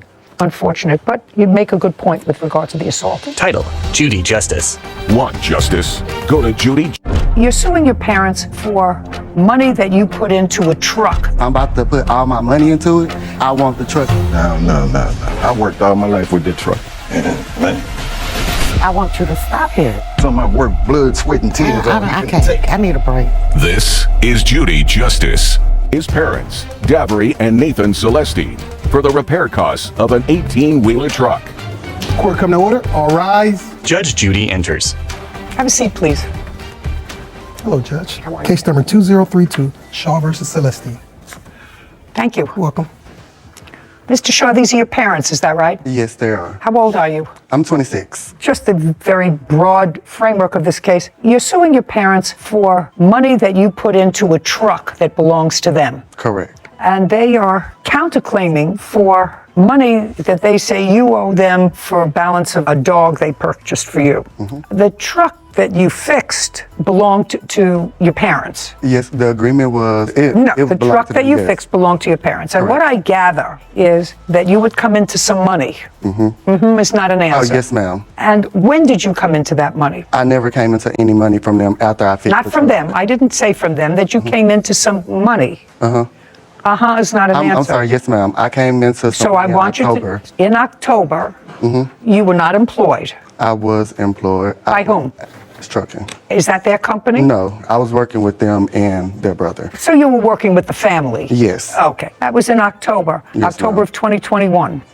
It's not an answer. I mean, yes, is ma'am. an I'm answer. sorry. And how much did you come into? About $10,000 for the month of September and October. And then your father said to you, I assume, you should take some of that money and buy a 16-wheeler truck so that... No, ma'am. Well, how did that happen, sir, that you got possession of your parents' truck? So Did you try to buy a truck on your own? Yes, ma'am, I did. Okay, And in that what deal month? failed. Just a second. In what month did you try to buy a truck for yourself? January. January of 2022? Yes, ma'am. And tried to buy a truck so that you could have your own truck for long hauling and business. Yes, ma'am. And you went to a dealer and you found the truck that you liked, but you didn't qualify for financing. Yes, ma'am. Okay, and how much is a new truck? That truck, it was a 2015, and they priced it at $60,000. 60. Yes, ma'am. And you told your parents about that? Yes, and ma'am. there was a discussion that they had an older truck that wasn't running. It needed minor work. It needed... told to me. Okay, so they said to you it needs minor work. Was it running? It was running, but the diamond seal was cracked, so eventually the truck was just going to break down completely. Okay, so you took that truck with the understanding that you were going to repair the truck, and then what? To make money. But So you would repair the truck and then use it? Yes, ma'am. And you would keep most of the profits from using that truck? I mean, I'm trying to understand what the agreement was. My dad, Nathan, told me that the truck was only going to be worth $4,000 to fix, which was a diamond seal. It needs some bushings. It needs something for the exhaust pipe. And I was like, okay. But when the dude kept calling me for the truck, and he was like, okay, this needs to be done. But you took the truck into a mechanic? Yes, ma'am. And did they give you an estimate? Yes, ma'am. Okay, before or after they did the work? They gave me one before, but I don't have that estimate, but I have the one for after. You mean after they completed the work, they sent you a bill? Yes, ma'am. Well, that's not an estimate. An estimate, sir, is when you go in and say, here's a truck. I want you to give me an estimate of what it is to have it fixed. And they give you an estimate, and then you determine whether or not you want them to do any or all of that work, right? Yes, ma'am. Okay. I would never bring a truck into any mechanic or to any dealership mechanic and say, fix it. When they was calling me, telling me additional problems that was wrong, I would call them, which I have my phone records that show that I was also calling them once the dealership called me to fix the truck. Well, because some just a stuff second. on the truck wasn't able, like it needed a new gear, it needed new transmission was messed up on the truck. Just which a second. All I want is what you're telling me, that your father told you to go ahead and fix those things each time you got a call? Yes. Okay, so you would call him and your father would not say to you, well, how much is that to fix? Well, yeah, he was, but I had already had a settled amount that I told him that I was willing to spend, which was $10,000. Well, did you spend $10,000? The truck was actually over $10,000. I understand to fix it, but you actually spent $10,000. You actually spent the $10,000. $10,900 to be exact. To fix the truck. Yes, ma'am. And you have the truck. Yes, ma'am. And I think the truck was $13,000 to fix. Yes, ma'am. So you paid the additional $3,000. Yes, ma'am. Now the truck is running. Yes, ma'am, it's running. It was running before, young. But it's running now better because ma'am. there are. Yes, ma'am. Because using it. Just a second. I can only hear from one of you. He said the truck is in use. You said no. It's not used. Is the truck? No, young, I misunderstood what you said. I thought you was talking about the repair. You saying is the truck operable now? Yes, it's operable, but it's not on the road. It's not on the road? Who Yes, cares ma'am. if it's not on the road? Oh, yes. The idea Ma'am. was he was supposed to fix the truck and supposed to be able to use the truck. Yes, ma'am. Is he able to use the truck? Yes, he's able to use the truck. Okay, great. When was the last time he tried to use the truck? He never tried to use the truck after it was fixed. He said that he no longer wanted to be a part of the deal, to give him his money back. Okay. I have something. Now, when the truck originally got fixed in February, my dad came into town multiple times. It was one more piece that needed to be fixed, which was the ABS module, which if you get pulled over, they're going to stop you and shut you down completely. I don't know. And I told him, hey, we need to get that fixed. He came into town 3 times, and I asked him, hey, is you going to take the truck to the shop? Hey, is you going to take the truck to the shop? He said no. And he's like, well, it don't have any insurance. And it was just a whole bunch of excuses why he couldn't take the truck to the shop. Whether he can or he can't, he says, and your mother says you're able to use the truck. But I don't have a CDL, so I'm not able to drive it. Well, you didn't have that when you took it in anyway, to be fixed. But I didn't take the truck over there. He drove the truck to the mechanic shop. Whatever, I don't care who drove it there, but your agreement with him was you tried to buy a new truck. It was much too expensive. Your agreement with your parents was that you would take an older truck of theirs that needed a lot of work, and you took it into a mechanic, and the mechanic was going to fix the truck, make it operable, so that you would have an opportunity to use it and make money. Yes, ma'am. And so I'm asking you, now the truck is fixed to the tune of $13,000. When was the last time that you asked to use the truck that your parents said you can't? Well, I asked him, can I have his dad take the truck to get the additional piece put on, and he told me no, just to wait till he come into town. Okay. Caption coming up. After the agreement that your son was going to pay the money, fix the truck, was your agreement with him that he could use it at will? I gave him a specific time. I'd like to hear what the specific The times specific were. time was... Let's make it up as we go. No, ma'am. I'm thinking straight to you. I'm going to tell you just like it actually is. A courthouse. The Judy Justice logo appears. In the courtroom, Levi, Davery, and Nathan. Levi Shaw claims his parents, Davery and Nathan Celesti, owe for the repairs of an 18-wheeler truck. Levi's parents are countersuing for the balance of an English bulldog. Was the additional piece put on the truck that he's talking about? No, ma'am, it didn't actually need that addition. It was an ABS modulator, which on that particular model was a 1995 FLD Classic. On that particular model, you don't need that to reset the ABS light. All you need is a sensor that goes in the hub of the wheel. What I'm asking you is, your son said that you needed this one part. This is your business. Yes, ma'am. How much is that one part? This is a part that I never researched, so I can't tell you that. But according to him... So perhaps... I didn't ask you anything. Perhaps you can tell me. The part was $900. That was returned back. It was never returned because they wouldn't let me return it because it's dealing with wires. So when I asked them, can I return it, they said no. And I had a text where I text her and I said, hey, they will not let me return this piece. Return what piece? The ABS module. They will not let me return it because it's electrical and they do not accept returns on electric pieces. So is what you're telling me that you bought this piece for $900? Yes, ma'am. Okay, and that it wasn't necessary. You didn't buy it from him. No, No, but I don't know if it was necessary, but what the mechanic told me and what You can't tell me what the mechanic told you. Well, I'm just saying the mechanic. No, you said it can't needed. tell me what the mechanic told you. Well, all I'm telling you, Mr. Shaw, is you had an agreement with your parents to fix a truck and then to be able to use it. And I want to know whether they have ever denied you the right, because that was the contract that you made. You never made a contract with them that you would take a truck to the mechanic and they would pay for the repairs. You never made that contract with them. You want me to say that that was your contract with them. They say the truck is operable now and that you can use it. When do you want to use it? Well, if they willing to let me use it, then I want to use it as soon as possible. Okay, and you can drive the truck. No, I was going to hire a driver. Okay, and the truck now is not on the road, is that correct? That's correct.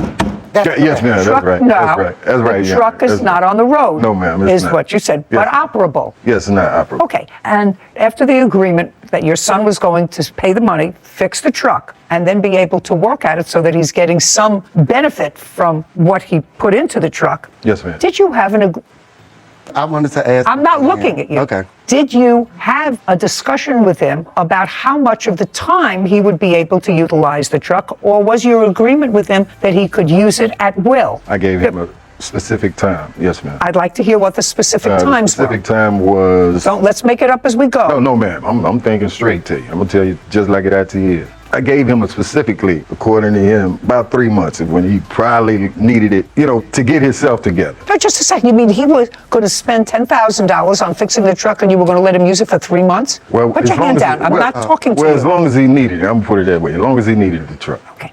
So now that's better. Yes, ma'am. So that he can use the truck whenever he needs it and he's going to get a driver. I just want to know, because we're going to have to memorialize all this Yes, in an ma'am. order. What do you want? We had a driver. My brother was the driver. I don't care whether your brother was the driver or not. That was not the agreement that your husband said he made with his son. Yes, ma'am. He says he made an agreement with him that if he paid to have it fixed, he could use the truck whenever he wanted to. That's what your father says. No, that is not. That Okay, is not so true. when did you ask to use the truck? So in January, when I was getting the truck fixed, they told me $4,000. But as the mechanic kept calling me, adding on stuff, I said, "Hey, I'm not about to pay all this money, and y'all telling me I can just use it. If I'm about to put all my money into it, I want the truck." And my mom was like, "Okay, you can do that," because in January they didn't make any money. Just a because second. So what you're telling me is what you said to your mother, I'm not going to put in all this money unless the truck belongs to me. Correct. Well, that's not unreasonable, Mr. Shaw. I can actually see that. You're spending $10,000 of your money and you want to be able to use the truck.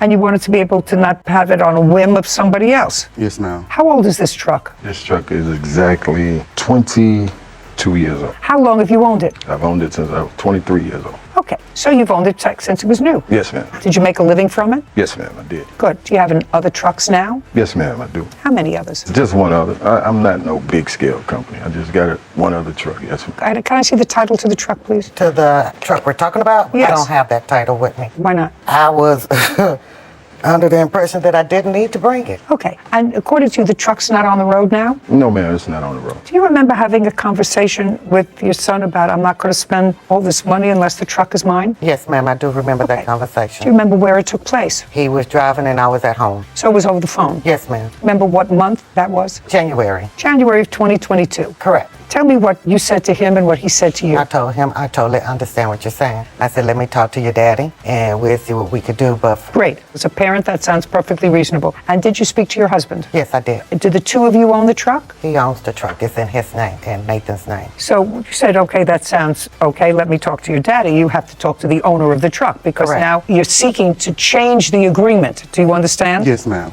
Okay. And after you spoke to your mother, did you have a conversation with your father about the ownership of the truck? Yes, we did. And tell me when that was and what was discussed. It was in January as well, and when I told him that, he said he totally agreed with me that if I put in majority of the money, that I can have the truck. Okay. I want to tell you certain things sort of ring true to me. If I were a young person and spending all my money for a business, because this is the business that he was going to be in, he was going to hire a driver and he was going to take a certain amount of the profits. I could understand him saying to his parents, who now have a truck that they're not using because it's not on the road, I'm going to spend all my savings, it looks like, because the initial estimate was $4,000, but it kept going up and up and up and up and up. So if I'm going to spend all this, put your hand down, if I'm going to spend all this money, I'd like to own the truck. And in response to that, his mother said, and acknowledges that she said, it sounds right to me, I'm going to speak to your father. And according to you, you spoke to your father, and your father said, sounds okay. Yes, ma'am. So you went ahead and spent the money. Yes, ma'am. Okay. Caption coming up. Put your hand down. This is not a. This is not. I done made over $1 million It's your with the truck. truck. That's ridiculous. I want you to stop it. Hey, man. Hey, man. How can you tell me Now, to stop are on we something I going- work blood, sweat, and tears on? He finna take. A courthouse. The Judy Justice logo appears. In the courtroom, Levi, Davery, and Nathan. Levi Shaw says his parents, Davery and Nathan Celesti, owe for the costs of repairs to an 18-wheeler truck.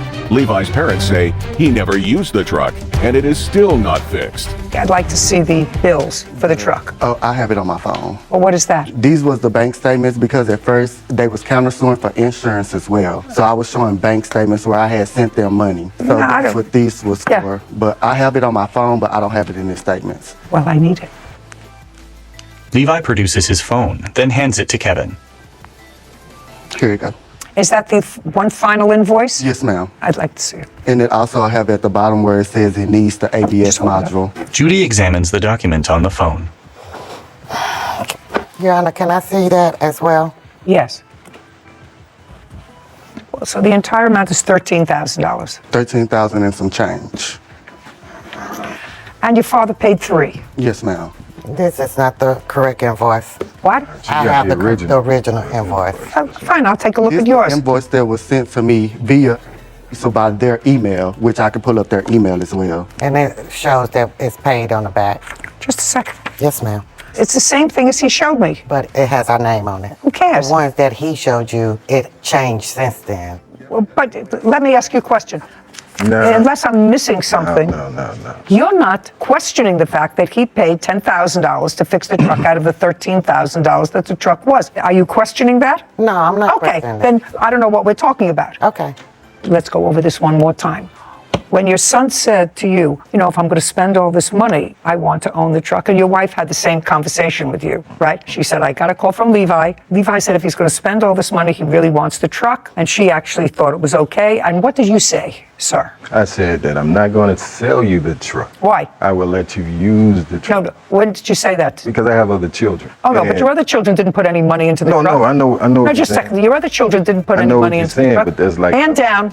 He didn't ask me to buy the truck. Okay. John. He asked her to use it. Just a second. He was gonna sell it to my uncle because when the repairs got done, they actually didn't have enough money because I had $8,000 saved up. They took $4,000 of my $8,000. That you got paid back. Yes, but they didn't have the money, so when you just Mr. Shaw, I don't expect you to talk to each other. I don't expect you to talk to Yes, him. ma'am, I understand. Very easy. I believe that you changed the contract with your son from a contract where he would pay for the repairs, which was supposed to be $4,000, and then you have the use of the truck, to the fact that he was going to spend $10,000, which was all of his money. Put your hand down. I'm not. This 22-year-old truck that you've had since it was new was going to be his. And I am going to craft an order to the Department of Motor Vehicles to reissue a title in the truck to him. Do you understand? He's going to take that order. He's going to get a new registration for the car and a new ownership. Unless you want, put your hand down. This is not a. This is not. It's not. I don't understand that. Well, I got other children. I got 5 other kids. Do you want me to say it's slower? And I say, what about the $3,500 that we put into it? You're absolutely right. Okay. But it wasn't $4,500, it was $3,500. 35. I'm sorry if you didn't hear me well. You are absolutely entitled to that. I believe you are entitled to that. He put in 10, that's his truck. I worked all my life with that truck. I don't care. I worked all my. I don't care. He's not going to spend his $10,000. I care. I done made over $1 million your with the truck. truck. That's ridiculous. I want you to stop it. Hey, man. How can you tell me Now, to stop are on we something I going- work blood, sweat, and tears on? He finna take. I need a break. That's the judgment. I'm not entertaining your counterclaim. That's the judgment of the court. You get title to the truck. You can retrieve it as soon as you change the registration of the truck. However, in order to do that, you have to give your parents the $3,500 that they put into the truck. Do you understand? Yes, ma'am. Your Honor, what about We're this done. dog? We're done. We This paying court is for- adjourned. We're done. We paying for this dog. We're done. It's over. We paying for this dog and we didn't, and he's not giving us nothing. Let me explain something to you. The reason, let me explain something to you. The reason that I'm not hearing your counterclaim is because the two of you were disrespectful and didn't listen to me. Oh, yes, you did. That's it. We're done.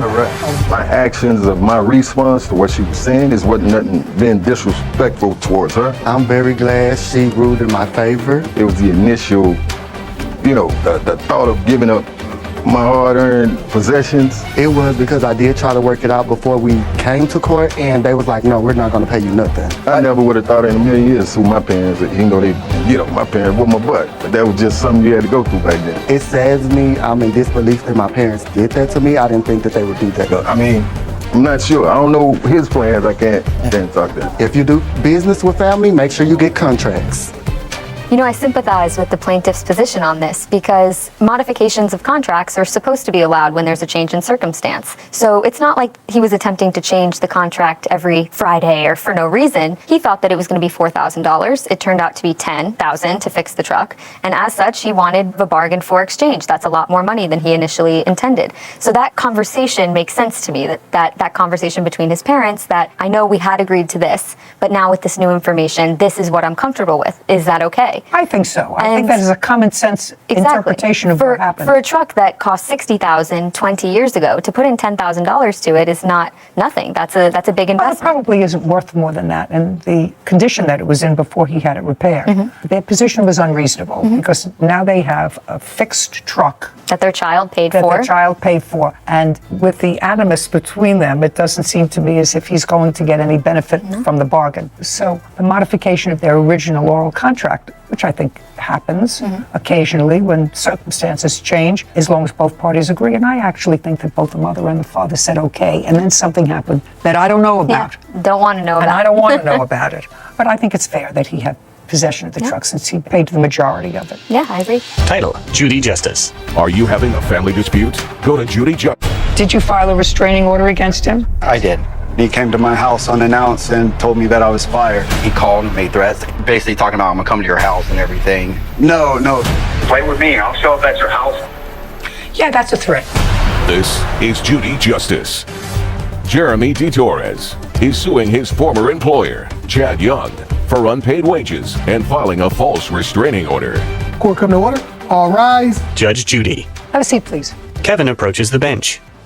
Case 2140, DeTorres versus Young. Thank you. You're welcome. Mr. DeTorres, according to your complaint, you did some work for the defendant as a plumber. Didn't work out, and he terminated you, and he owes you some wages. Yes, ma'am. The defendant says that while your work in the beginning was okay, you were never an employee of his. You're an independent contractor. That's the way he sets it up, and he's going to explain that to me. That he paid you your wages even though the last job that you did cost him an awful lot to repair. He was not happy with the quality of work that you did, and his counterclaim is for vandalism, something that happened with his truck, work hours lost due to your incompetence. That I'm not going to hear, sir. You make a choice with an employee, and if it turns out to be something that is less than satisfactory, then you let them go. But the one who I assume suffered from what you call lack of quality work that he performed was the person that you were working for. Was that a private residence that he was doing work in? Yes. Yeah, a bunch of private residents. Yeah, that's the person who suffered. Yes. Yeah, sure. Okay, so we're going to make this as easy as possible. From what days to what days did you work? I worked for Chad from June 13th to August 3rd. And how much were you supposed to be paid? For those 3 days, $840. And that's for 3 days' work? Yes, ma'am. Did you say June 13th? Yes, ma'am. To August 3rd? Correct. Well, that's more than 3 days. No, his wage he owes me from August 1st to August 3rd is what he did not pay me for. Okay, and where did you work during those days? Multiple residents. Okay, do you have any sort of a call log from him? I do. It's right here in my Do you dispute that he worked from August 1st, 2nd, and 3rd? Yes. You dispute that he There was one day he actually did one of my jobs for a couple hours that day. Doesn't matter. He has a log. Half a day for one day. Did you pay him for that half day? I did not because the job was done incorrectly multiple times. But he did that job. Okay, now, do you have a log? As in? It's some sort of a work log. You have a business. You have people who are general contractors. You get a call. You don't have a payroll because you pay these people independently. Do you pay them in cash or check? Both. Well, how did you pay him? Sometimes it was through a cashier's check and sometimes it was cash. Okay, but never through a company check where you deducted Social Security. No, because I 1099 all my employees, so they're all self-employed, so they have to do all that on their own. I do understand. I mean, you're not the inventor of this whole system, sir, of paying in cash. Okay. Are you one of those independent contractors? Yes, ma'am. Stand up. How long have you been an independent contractor?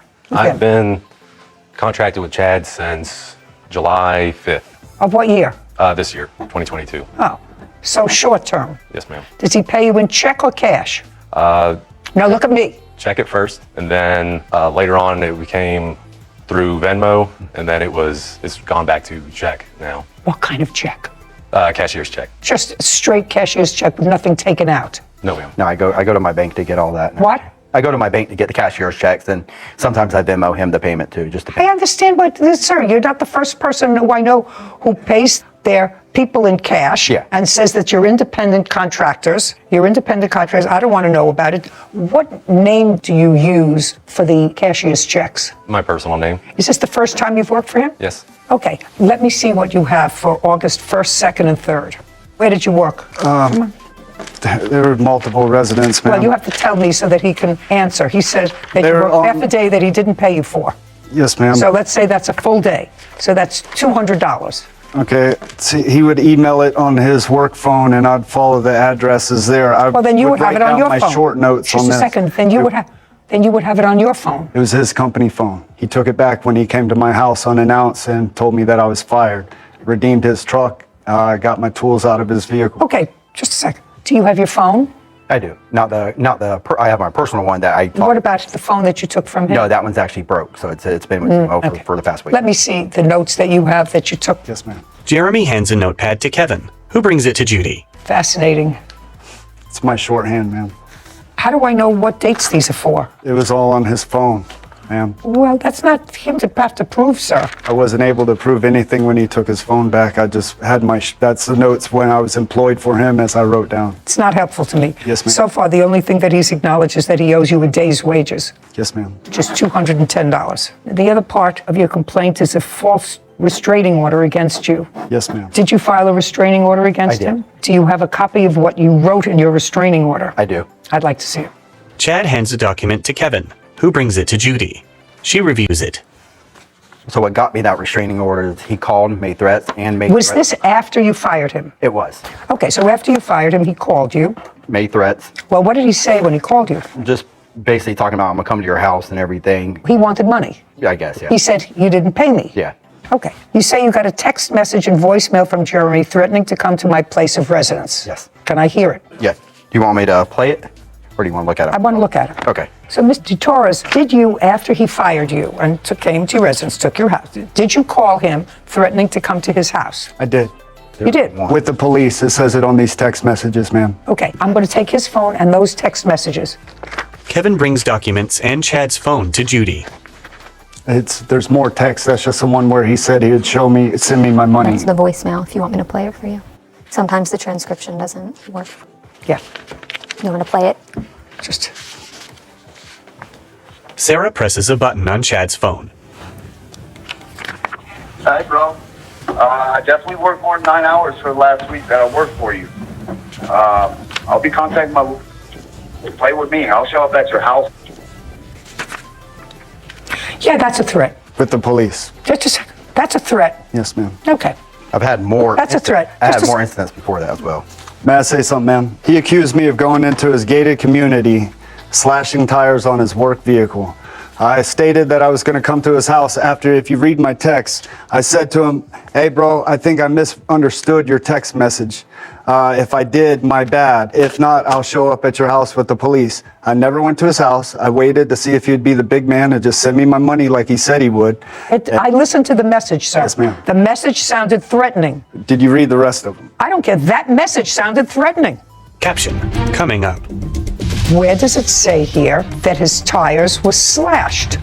In my mind, somebody writing that against me, flattened tires, what else would it be? But you have to understand that that's not what this says. And later today. I was financially struggling. Well, You weren't living together at the time. no, she would periodically come over and Yeah, but you weren't living together at the time. So how would she find out that you were in financial trouble? A courthouse. The Judy Justice logo appears. In the courtroom, Jeremy and Chad.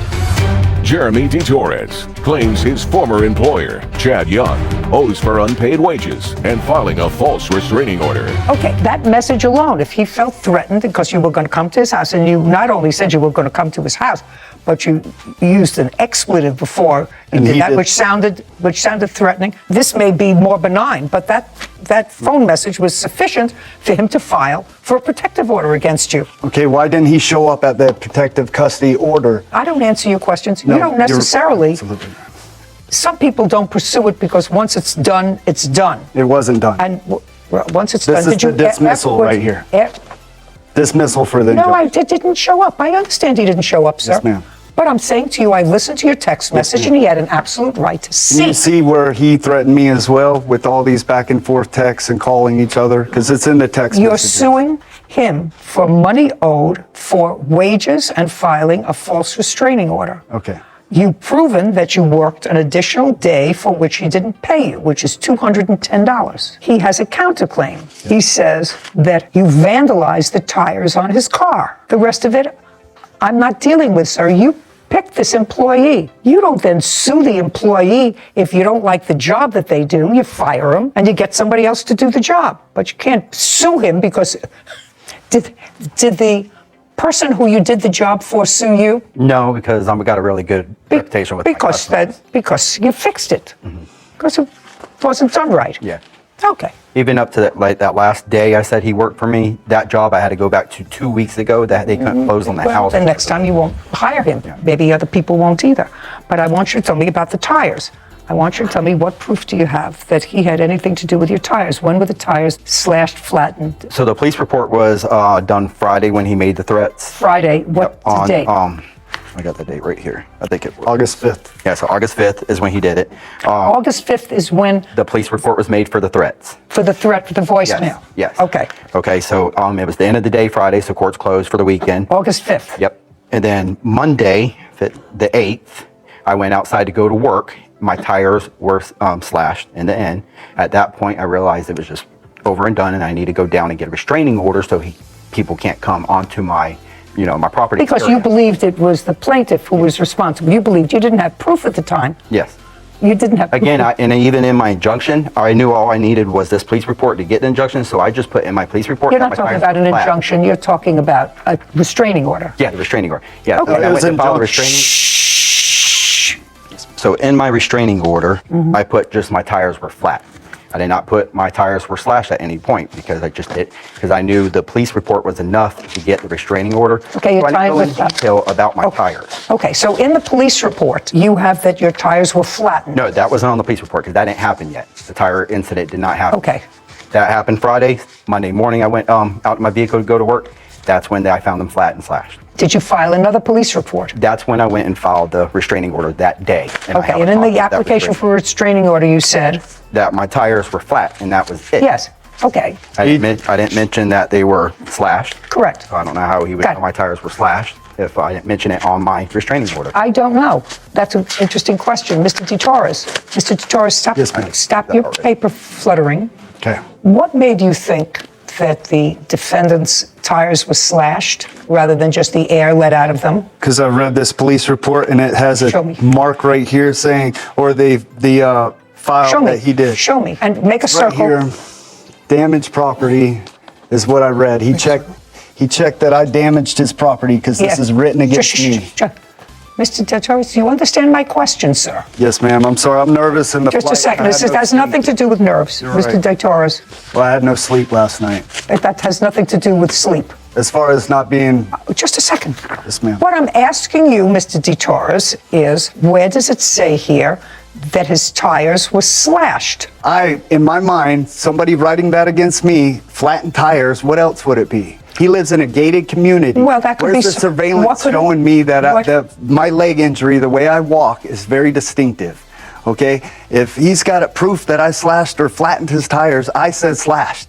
It's the same thing as flattened in my mind. That's the way I think. The way I read that, that's just how it came out of my mouth. But you have to understand that that's not what this says. Okay? It says that I damaged his property. He said damaged his property and you said slashed tires. Okay. Okay? Yes, ma'am. How much were the tires? $450. Let me see the receipt. I do not have a receipt because I paid cash for my Well, tires. that's too bad. You better stop paying cash, sir.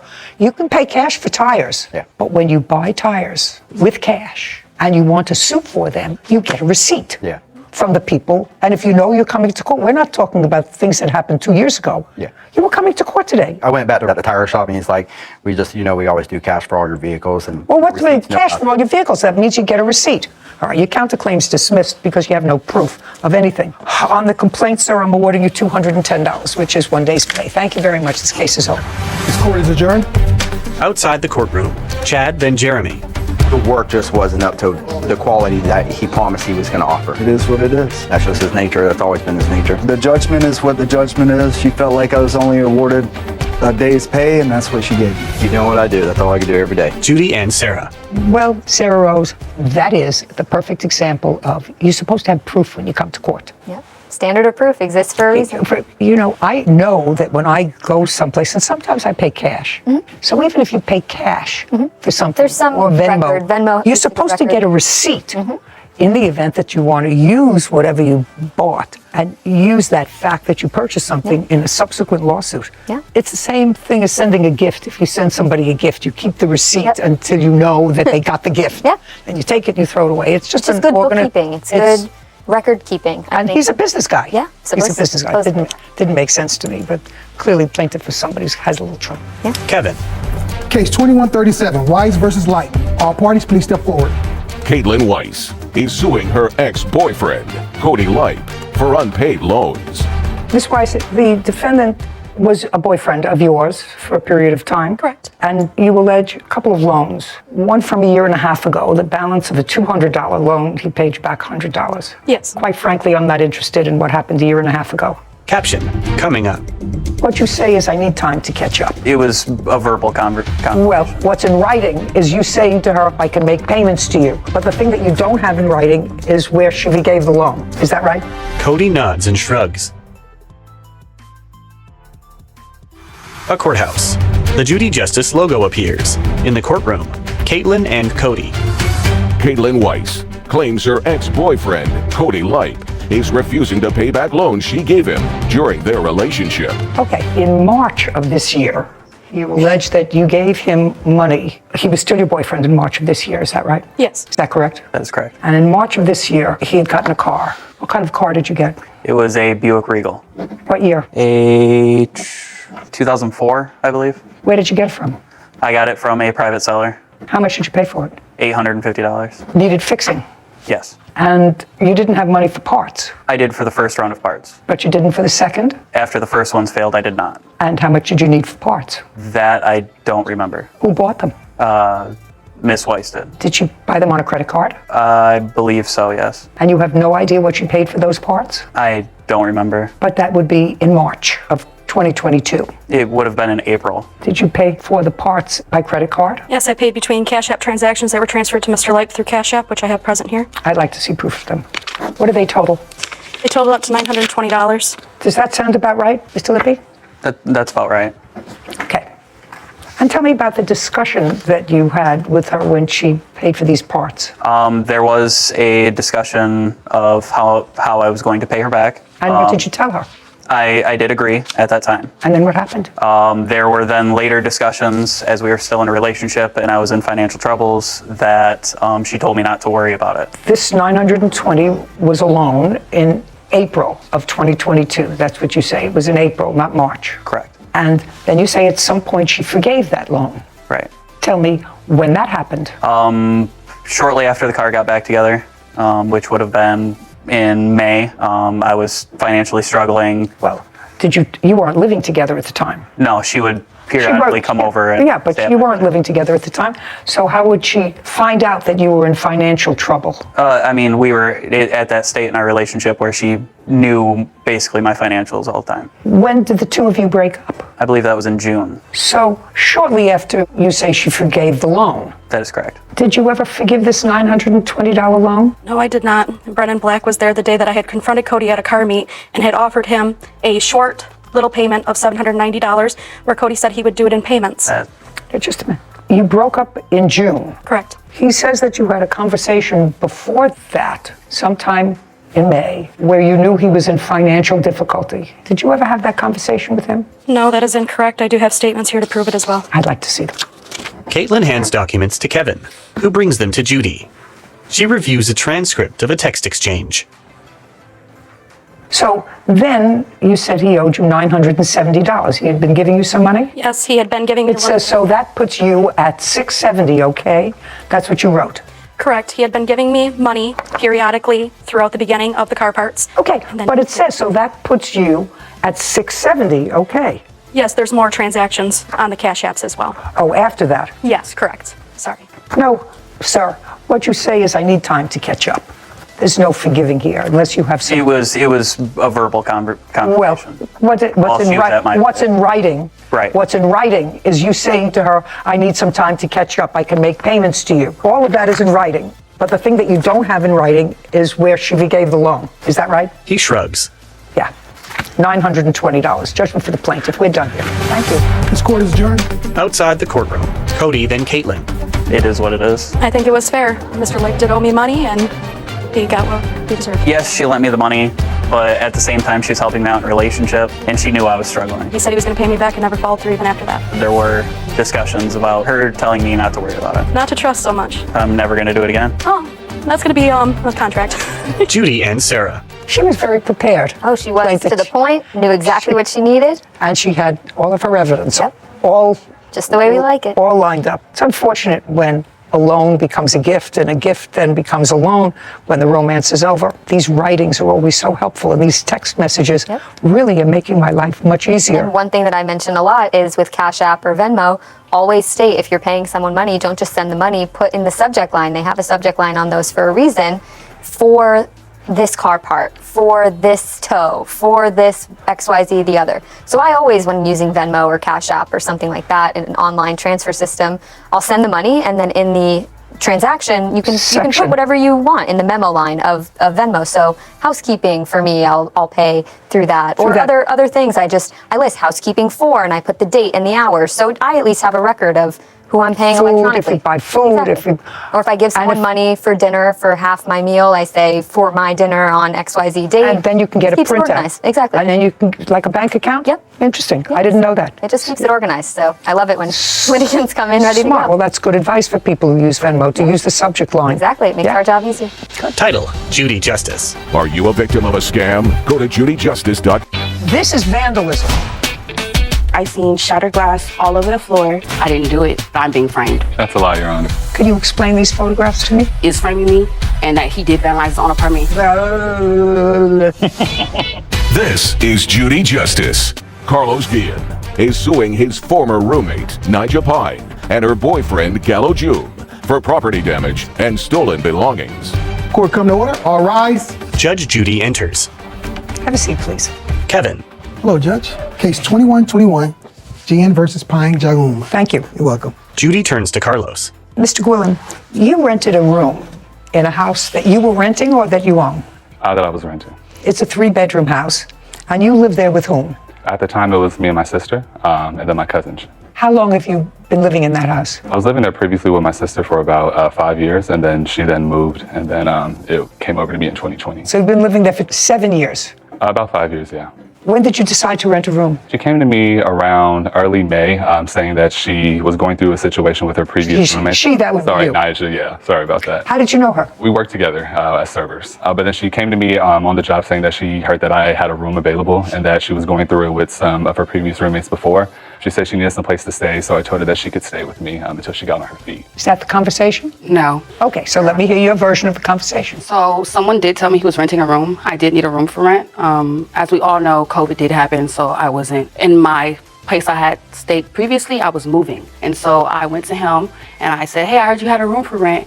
He's like, yeah, girl. And I'm like, yeah, so I could pay, I can move in now, basically. So I came to him May 31st, moved in June 1st, which was the next day. And he was like, yeah, girl, just pay $800 a month. Just give me $1,000 to move in. You're going to love it. You're going to love it. I'm like, all right, for sure. So it'll be month to month. And that was it. It was never till you get back on your feet. It was never like a helping hand. I paid to move in with him. He never said it was a helping hand. Well, he did just state that I was going to be staying there until I got back on my feet, which was never the case. I was staying there. But you needed a room. Yes. Okay. And the rent was $800 a month. Yes. And he asked you for $1,000 up front as security. Yes. And when did she move in? She moved in on May 30th, Your Honor.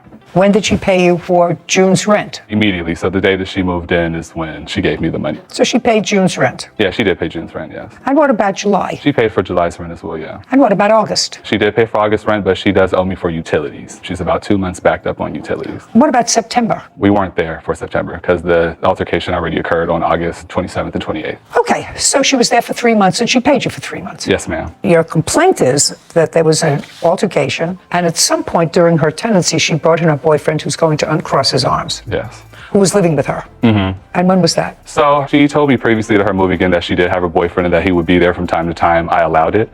During his stay and while they were there, they were always arguing. It was like commotion, like every other night. He would punch holes in the wall. They would constantly get into like fights. So what happened to how this whole thing got about, one day I had came home and I actually have the messages here. Those are the messages you had on your phone? Between me and her, man, yeah. Okay, may I see So those? he May I was see standing them, outside please? of the building. I came home around. Just a second. I have to read them first, sir. Yeah. Kevin brings Carlos's documents to Judy, who reviews them. I don't understand what this is. So I was pulling up to my house around 7 a.m. in the morning. He was outside sitting on the steps crying and smoking a blunt. He walked up to my car asking if we can have a conversation. I said, sure. He gets in my car. We're talking. He tells me that him and Nigel just got into a fight. Nigel kicked him out again. He and his girlfriend. Yeah, he and his girlfriend, Nigel, had got This into was a on August 27th. Yes, August 22nd, yeah. So we had the conversation. He told me that Nigel... What were you doing at, look at me, what were you doing out at 7:30 in the morning? So me, No, just a second. me and Nigel, like the night previously, we had went out together. We got in pretty late. We were out drinking. We did get into a situation, but it wasn't a situation. I just want to know what you were doing out 7:30 in the morning. That's my I was question. just leaving and walking to my car. Did you have a conversation with Mr. We had Guido? a brief 2 to 3 minute conversation. Okay, but you had a conversation with him. Now, you had an argument with your girlfriend the night before, you just said. What kind of an argument did you have with her? It was basically, we went out, we were trying to have a good time together. It didn't really kind of end up the night how I wanted it to go. She felt how she felt. It was never an argument of, yelling at her or like we were going at it. It was just like... Well, you had been out drinking. Yeah. And when you were out drinking the night before, did you have any altercation with your girlfriend when you were out? No. So you had the altercation with her in the house? It's an apartment. Okay. Now, he works nights? What were you doing? Nights and days, yeah. I'm a server bartender, Your Honor. Okay. Now, he wasn't home when you were having these fights with this argument Not with a your fight, girlfriend? not even an argument, but no ma'am, he was He home. was not at home. And when he came home that morning, you were outside? I was walking to my car. He was outside on the steps crying. I wasn't Just a on the second. steps. Sorry. Wasn't on the steps. Just a second. Didn't have a- You have to understand, I move slowly but methodically. Got you. Sorry, Your Honor. Okay. Now, do you work? Yes, I do. Where? Security. Security for whom? I lied. What time do you report to work on the 27th? On the 27th, I went to work late because of the situation that had happened previously that day with the cops, and we have the text messages of me texting my supervisor.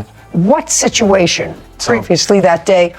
He wasn't home. So what situation previously that day? What happened previously that day was that Previously what day? earlier during the day, he had... That was 7:30 in the morning. You hadn't seen him. I'm having Wasn't the 27th? That wasn't the 27th when that happened. We had the conversation on the 26th. Early coming back, it was 7 that day because we had got into it. I didn't see her at all. After me and her had our little falling out, I'm walking to my car. We have the conversation. I go home. You went home for what? He said that I was living with her. I was never living with her. You were.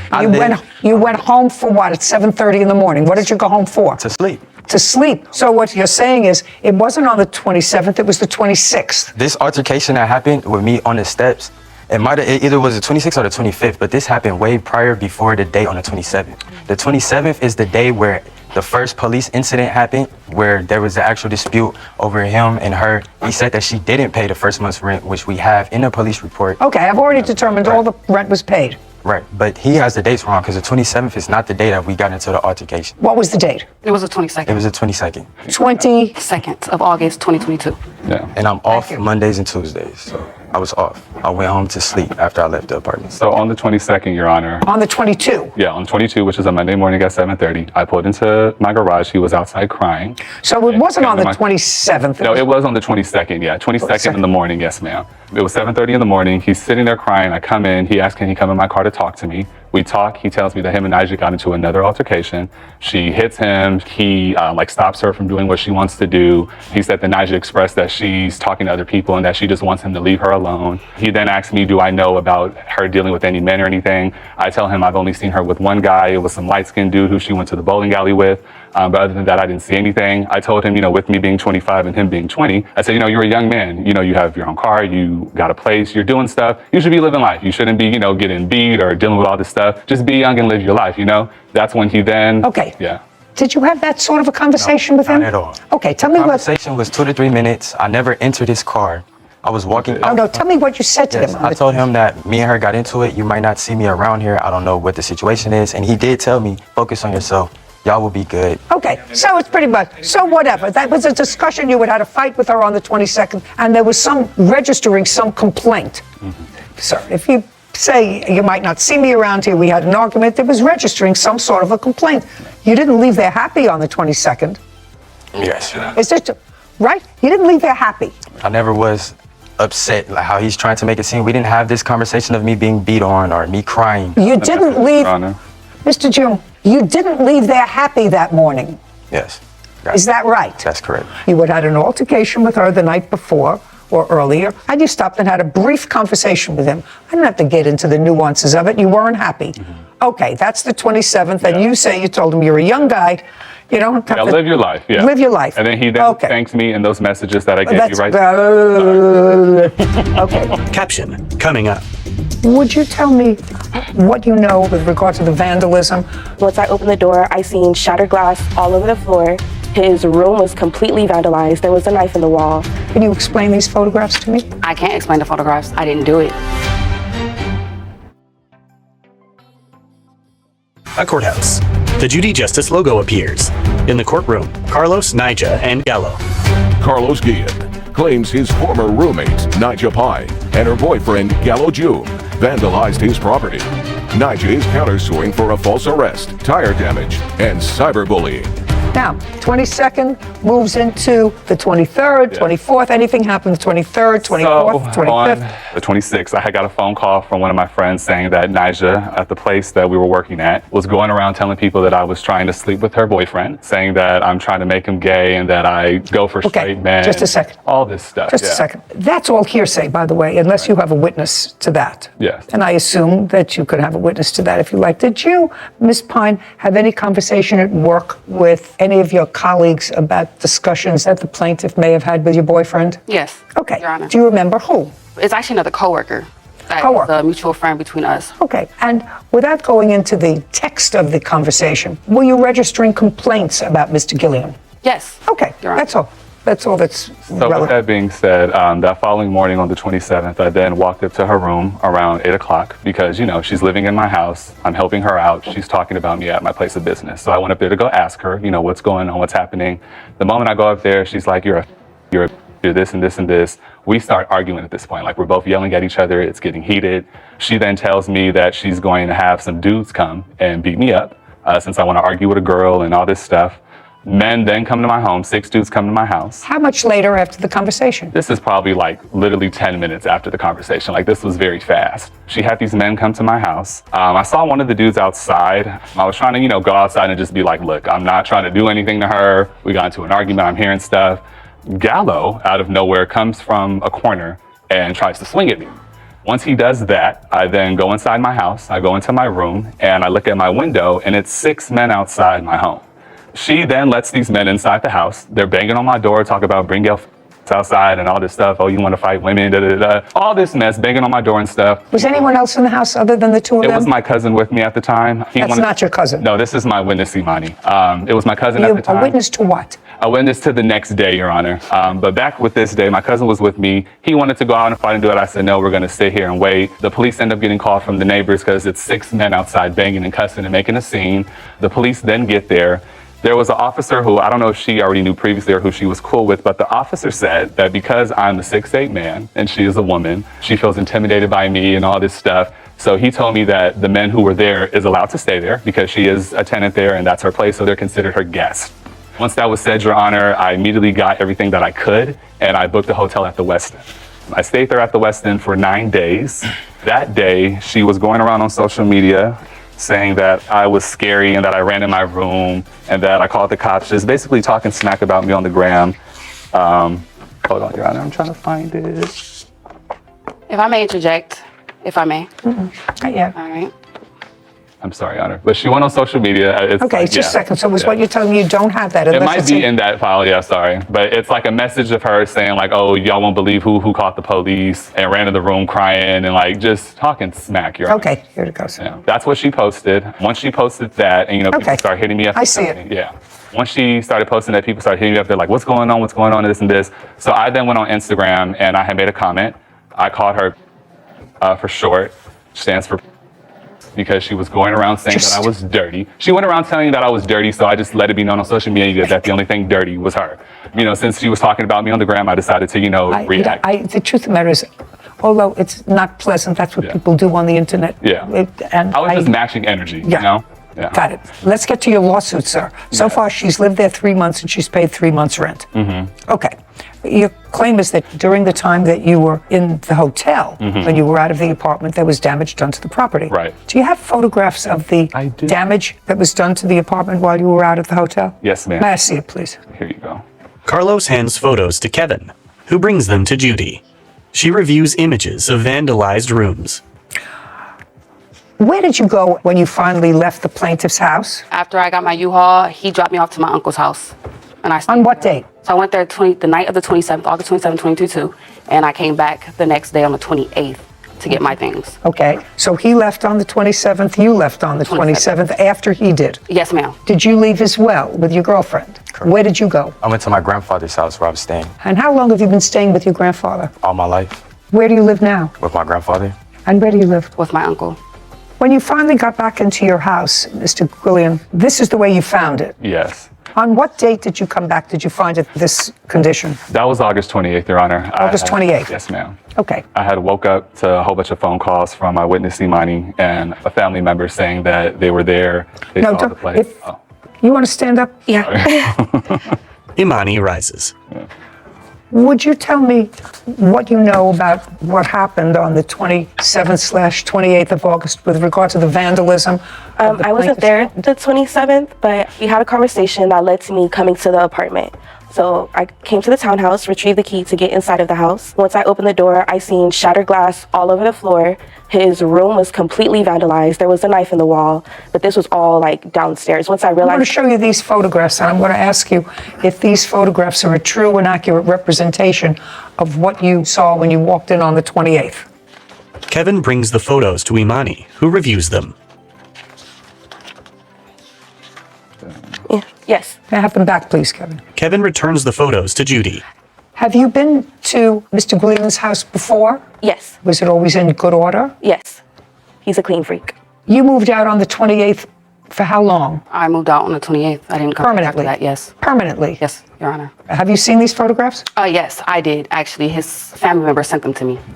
Okay. Can you explain these photographs to me? I can't explain the photographs. I didn't do it. Okay. Fine. I wasn't there, actually, and I have proof I wasn't. That's a lie, Your Honor. Now, just a second. Yeah, okay.